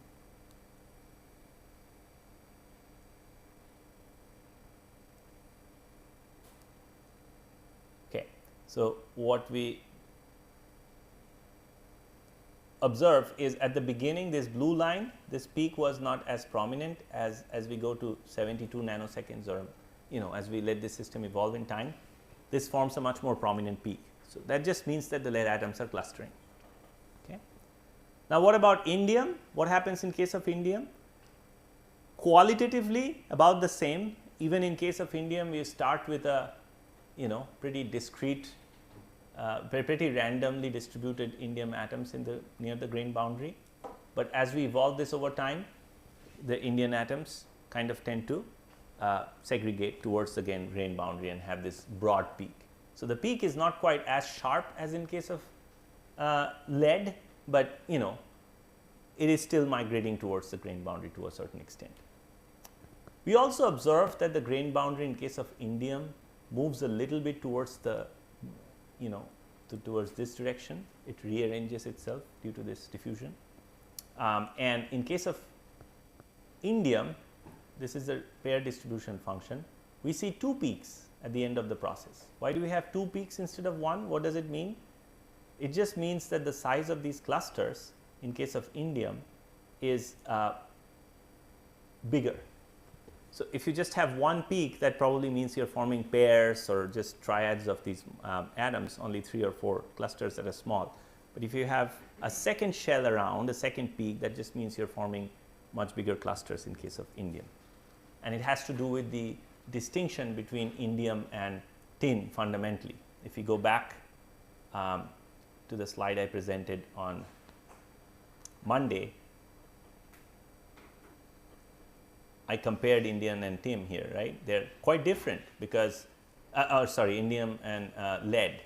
So, indium has an atomic number of 49 versus lead 82. That's quite a bit of difference. Even though their atomic radii are about the same and electronegativity is not very different either, their atomic numbers are kind of different. So, the parameters for indium and lead are distinct in the force field. They interact differently with the tin atoms, and therefore, notice the atomic number of tin and indium are about the same, but lead is quite different. It is a heavier atom as well. So, therefore, the nature of the clusters that form are actually quite different.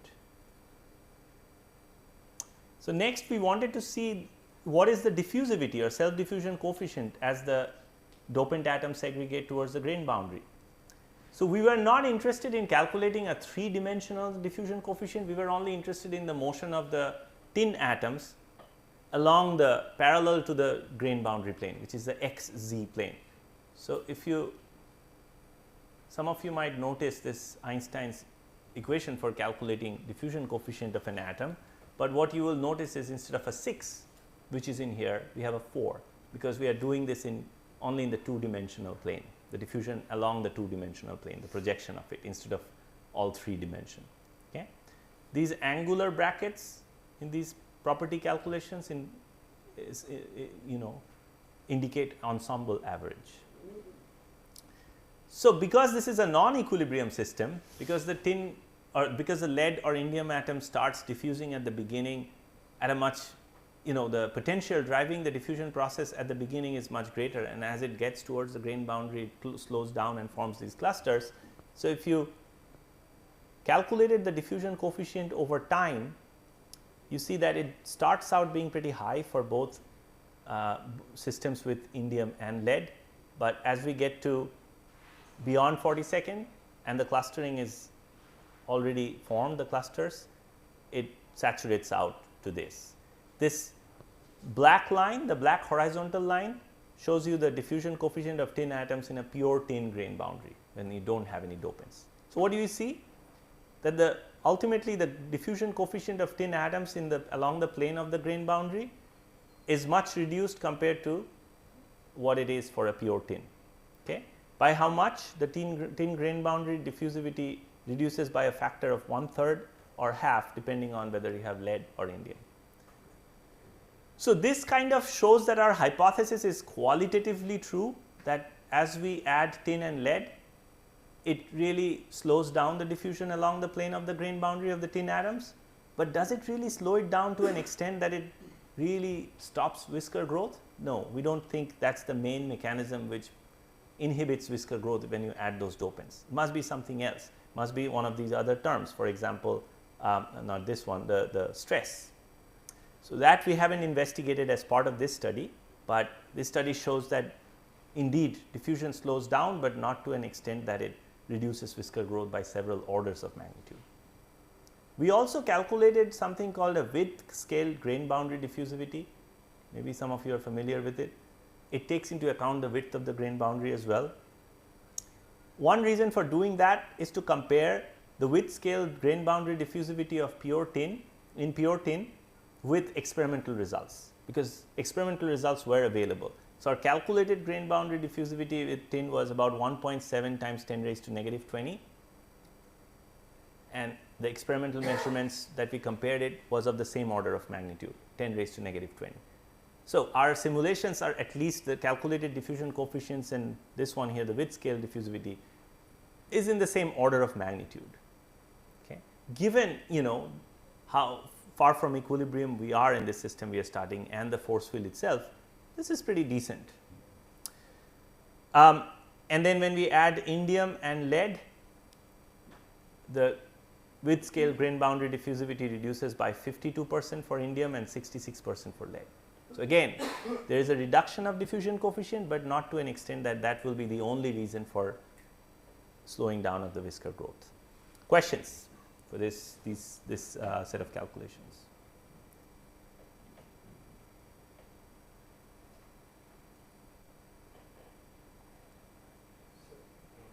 Solute atoms try to segregate to the one so that the total energy of the system will reduce, right? Right. So there is also possibility that at that temperature the secondary phases may form. Right. So how the simulation knows whether energy can be minimized by precipitating the other phase or segregation of atoms to the boundaries?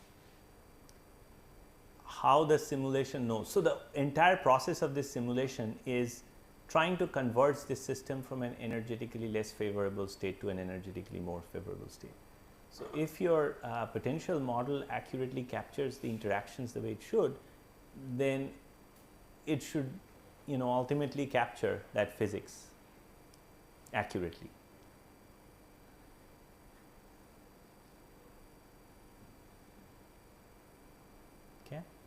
Okay, so let's move on to a different example. This will be the second example of MD simulations used for an entirely different type of system here from the one that I discussed earlier. So, remember on Monday I introduced you to another application area that we have done quite a bit of work in, and that is processing thin films for photovoltaic applications, right. Just very briefly reminding you of this, the motivation of this study. So, perovskite solar cells, this is related to lead halide hybrid perovskite based solar cells, involve thin films of these perovskites, methyl ammonium lead halide perovskites. And the key idea for this technology is to generate films of the or layers of these photoactive materials that are defect free, right, and form an interface with the electron transport layer, which is formed with this molecule. It's called PCBM. So, you want to develop a layer of this molecule on top of the perovskite film, which again has very few defects. Why? What does this layer of this molecule do? Couple of things. This molecule constitutes the whole electron transport layer. So, it forms what is called an electron transport layer. So, it is a pathway for the electrons that are generated in the perovskite to flow through the electron transport layer, which is a film of this molecule, to the respective electrode, okay, and be collected at the electrode. The second function of this molecule is, because of the chemistry, what it does is these perovskite films have lead iodine anti-side defects, okay, and those anti-side defects lead to recombination, and we do not want that. Tomorrow perhaps I will talk about the electronic structure of the film a little bit. So, one way of mitigating this defect, when you deposit a film of PCBM on top of the perovskite, these molecules attach to those anti-side defect sites, and what prior calculations have shown is, because of the nature of the strong bond formed, those recombination losses are reduced. Okay. So, basically the idea is to form a smooth film of this molecule through solvent processing. So, basically you have a solvent to which these PCBM molecules are added. There are a lot of different organic solvents that are used for this purpose. One of them is chlorobenzene. It is a very common polar solvent, right. So, you disperse these molecules in the solvent, spray them on top of the perovskite layer, and then anneal it or let it cure, let it deposit, and that forms the layer of electron transport layer. But like I said, the idea is the electron transport layer has to be very well ordered with as few defects as possible. So, what are the conditions where and how are the attachments happening of these molecules as they deposit through solvent based processing on top of perovskite? That is the question we were trying to answer, number one. The second is, does it matter what is the terminating plane of the perovskite surface, okay? Whether it is a 110 or a 100 plane, and what are the atoms that are at the terminating plane? Is it lead iodides or is it the methyl ammonium iodides, moieties, that are on the surface? does that matter in terms of the deposition mechanism or the type of layer of these molecules that are formed? So, we model two different concentrations, because it is important, depending on what concentration you are using, you can either get a very smooth layer of the electron transport layer, or you can get a pretty coarse rough layer, which is not good for the device performance. So, in this project we perform classical molecular dynamics simulations of this system. How is the system set up? We have a top layer of this perovskite and a bottom surface of the perovskite. Okay. In between the two, we have a solution of PCBM in chlorobenzene. It starts out far away from the surface, as you can see. This is the starting configuration. The chlorobenzene, the PCBM molecules are far away from the surface. As you model this again, as you model this with molecular dynamics, it goes from this energetically less favorable state to gradually the PCBMs will deposit on the surface and reach an energetically more favorable state, and then we are able to analyze the structure that forms of this layer that is depositing. It is a pretty slow process. This takes hundreds of nanoseconds, right. So, what are the terminating planes we are looking at? So, this is the perovskite, and I am just showing you the 110 plane terminates with lead and iodine atoms, shown in the iodine is this cyan and lead is this kind of, I do not know what color this is, like a brownish color, yellow brownish. And the 100 plane has terminating atoms that are hydrogen and nitrogen. So, they are very different chemically, okay? And we wanted to understand, you know, how the structures look like on these two planes. So, what methodology did we follow?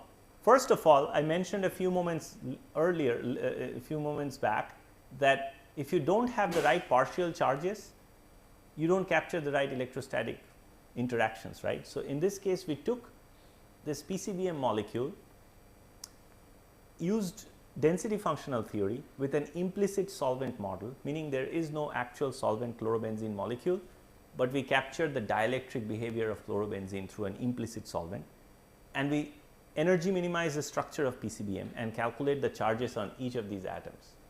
So, we calculate the partial charges from DFT on all the atoms in this molecule. Okay.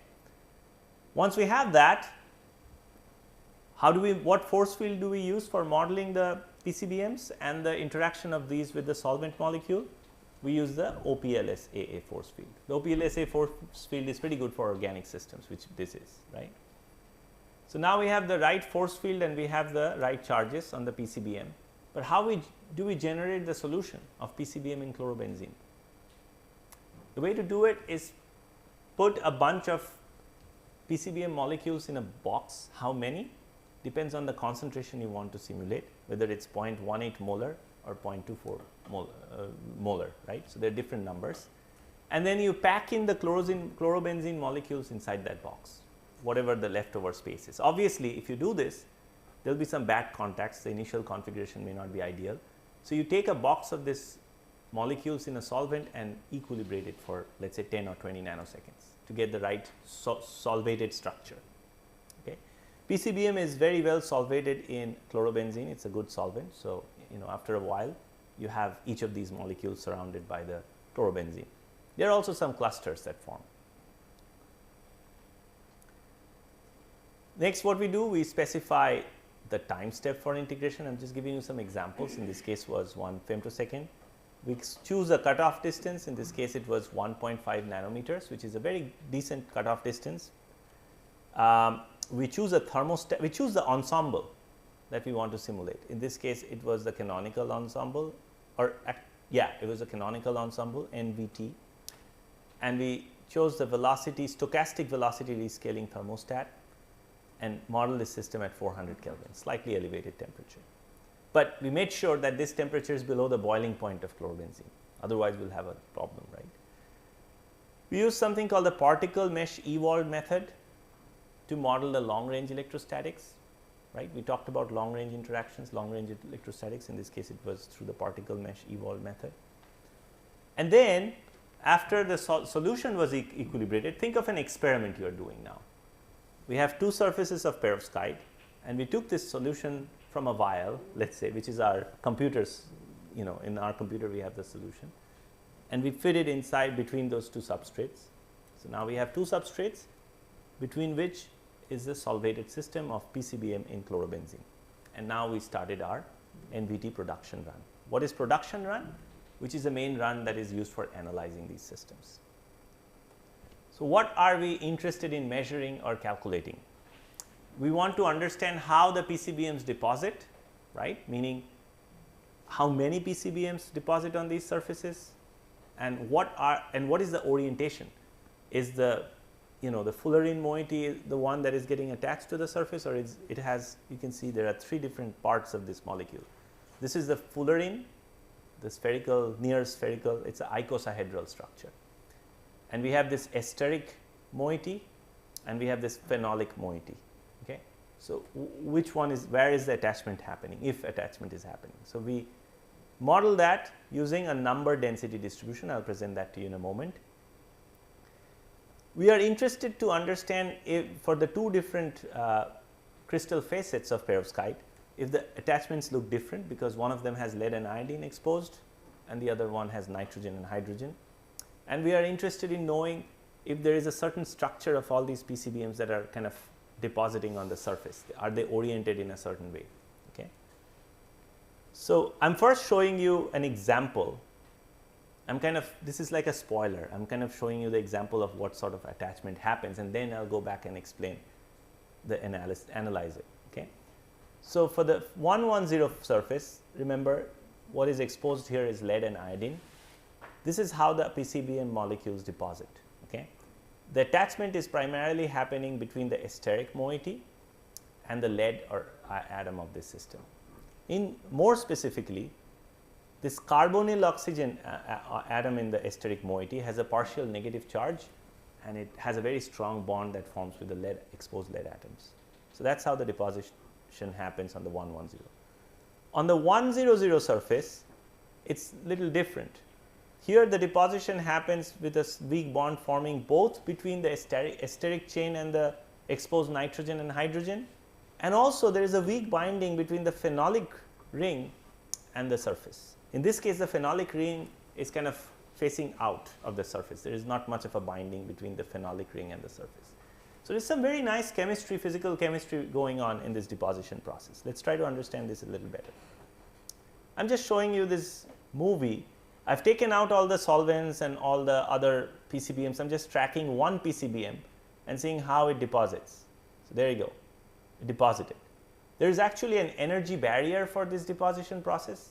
Do you expect an energy barrier for this deposition process? Of course. Why? Because remember, chlorobenzene is also a polar solvent. So, there is some weak binding of the chlorobenzene solvent molecules with the surface. So, in order for the PCBM to approach the surface, it has to displace those weakly bound chlorobenzene molecule from the surface, and then it has to deposit. So, in the movie you see it takes a little bit for it, as it is exploring energetically favorable surfaces structures to displace those. At first the fullerene moiety is facing the surface, and then it kind of turns and the esteric moiety finds. So, one of you were asking that question, right, for that metallic or alloy system about the phases that form, etc. It is the same thing in molecular dynamics. If your pairwise potential is accurate, then this is how it kind of explores different configurations and finds ultimately the configuration, in this case the binding, in the right energetically favorable configuration. See, it is exploring many different ways as it comes close to the surface, and then it finds the best configuration to attach. Okay. Now, let us analyze this. Any questions so far? Okay. So, we looked at the density distribution of different groups of atoms or different atoms. So, 0, x equals 0 represents the surface with the exposed lead atoms. So, this is where the exposed lead atoms are, and then in the x axis we are going far out from the surface, right. And in the y axis we are trying to find the, basically it is the number of or some sort of a normalized number of certain type of atom at a distance from the surface. So, for example, this black curve, this one is for the carbonyl oxygen of the PCBM. We are trying to find how many carbonyl oxygens atom occur at various distances from the surface with the exposed lead atoms. As we get to about 0.3 nanometer or about 3 angstrom, there is a sharp peak. So, it just means the first line of attachment between the PCBM after running the simulation and the perovskite surface is between the carbonyl oxygen and lead. We are not quite sure if it is with lead, that is our guess, because lead is electrostatically, it has a partial positive charge. We have to do some more analysis to make sure it is lead, but that is kind of our assumption. Okay. The second curve, which shows another attachment, is between the methyl carbon group of the ester. So, going back to the structure of PCBM. So, again methyl carbon is this carbon in the esteric chain of the PCBM. The third very weak peak, which happens much later, is for the phenolic carbon, which is, which carbon is the phenolic carbon? It is this chain, right? These carbons are the phenolic, which means that the phenolic carbon is not really attaching to the surface of the perovskite in this case. And then there is a fourth peak. This one, the green one, is basically we are tracking the center of mass of the entire PCBM molecule. So, the center of mass of the PCBM is located somewhere here. Okay, this is the center of mass. So, if this is the lead surface,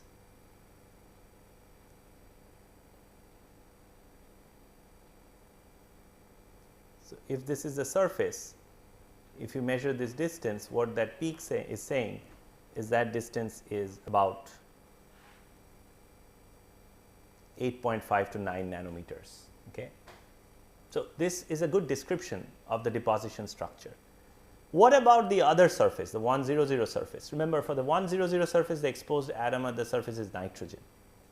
So, for that as well, we see a peak for the carbonyl oxygen, but the peak, if you just compare the full width as half maxima for this peak is kind of not as sharp and well defined as the peak for the first attachment with the 110 surface. So, it is still attaching that way, but not quite as strongly. The second peak here, very interestingly, there is a methyl carbon peak, but there is also a phenolic carbon peak here for this surface, which means for the 100 surface, the phenolic ring is also forming a weak binding with the surface, which is not seen for the 110 surface. That is kind of interesting. And it also has the same sort of peak of the center of mass. And you might think, wow, the center of mass peak here is more prominent. Actually, it is not, because if you look at the y axis scale, maybe it is difficult to see. Oh.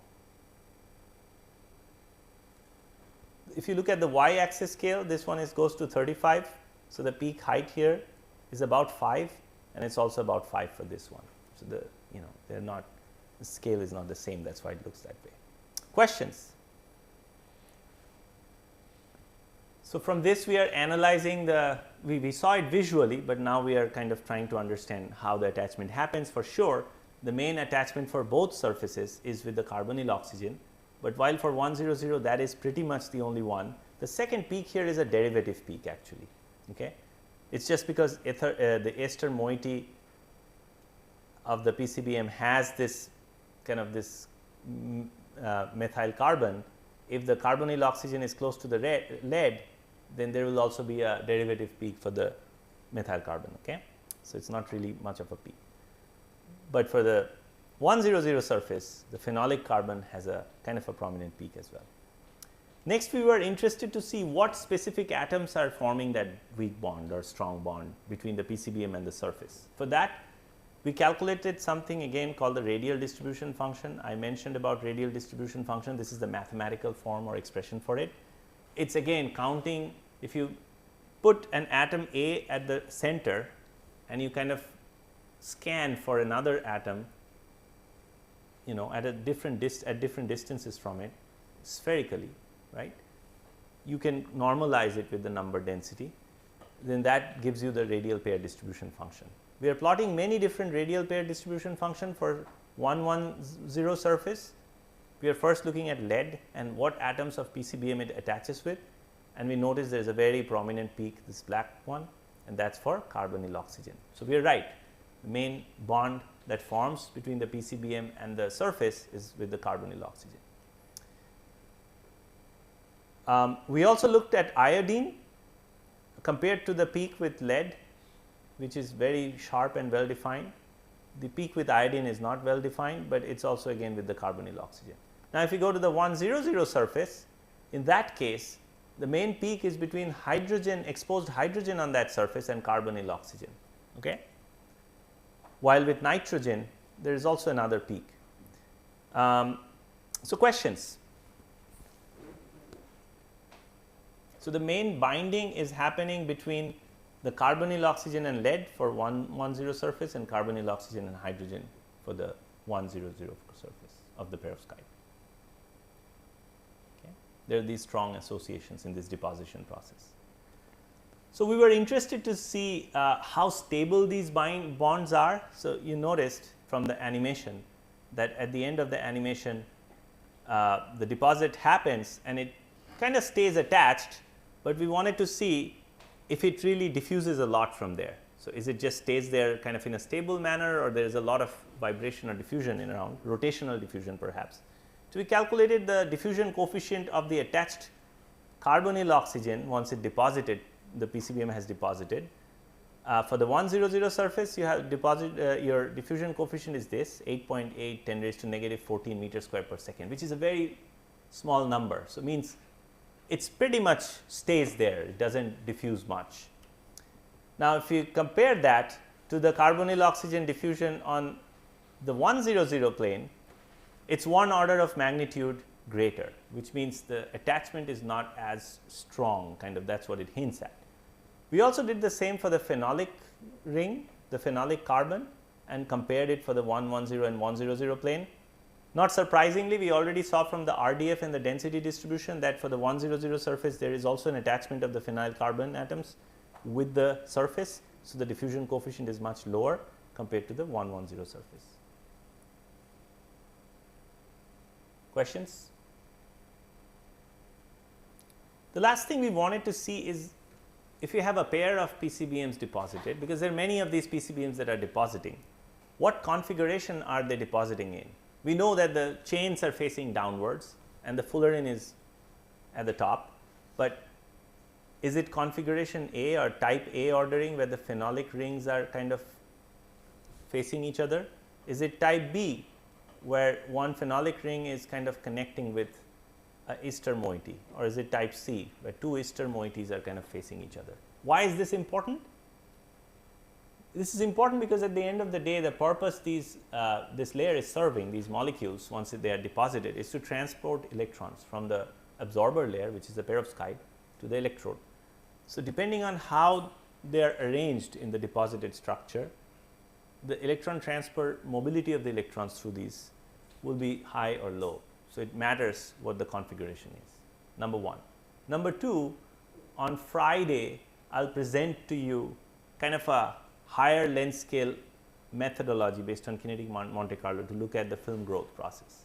There too it will matter what the configuration is, because in kinetic Monte Carlo we need that as input to generate the right morphology of the film. Okay. So, to do that we looked at again kind of a density distribution like I showed you earlier. So, this is the surface, and now what we are tracking, this is a 110 surface. We are tracking the different distance between various atoms of two deposited PCBMs that are near each other. It could be the distance between them. Okay. So, we have, for example, here the carbonyl oxygen of two PCBMs. What is the distance between them? We are talking about the PCBMs that are deposited on the surface.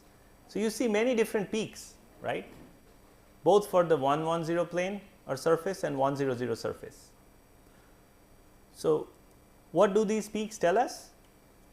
If we do a density functional theory calculations to stabilize this and measure the distance between these carbonyl atoms, we kind of know this is like a signature, right. These peaks will tell us whether it is type A, type B or type C type of deposit configuration that is happening, and that is kind of shown here. So, what we see is for both surfaces type A is unlikely. So, the phenolic rings will not face each other, that does not happen much.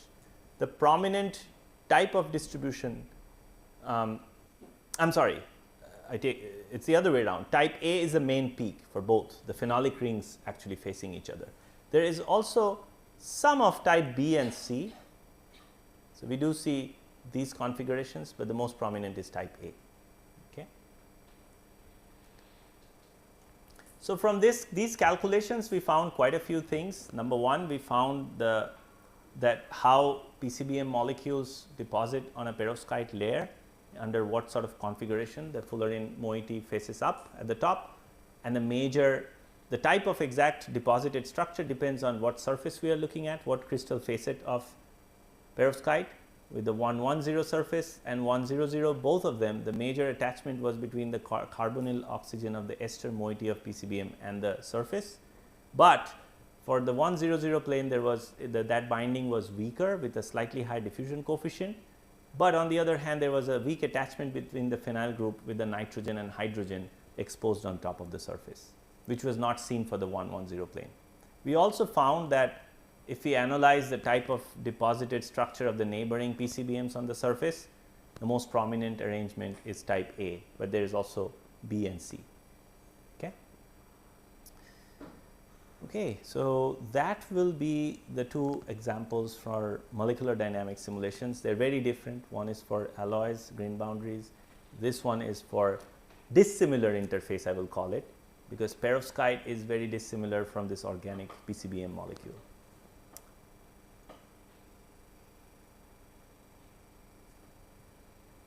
If there are no further questions, we will adjourn and we will continue tomorrow.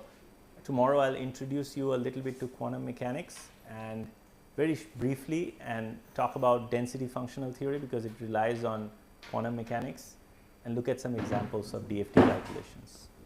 Okay.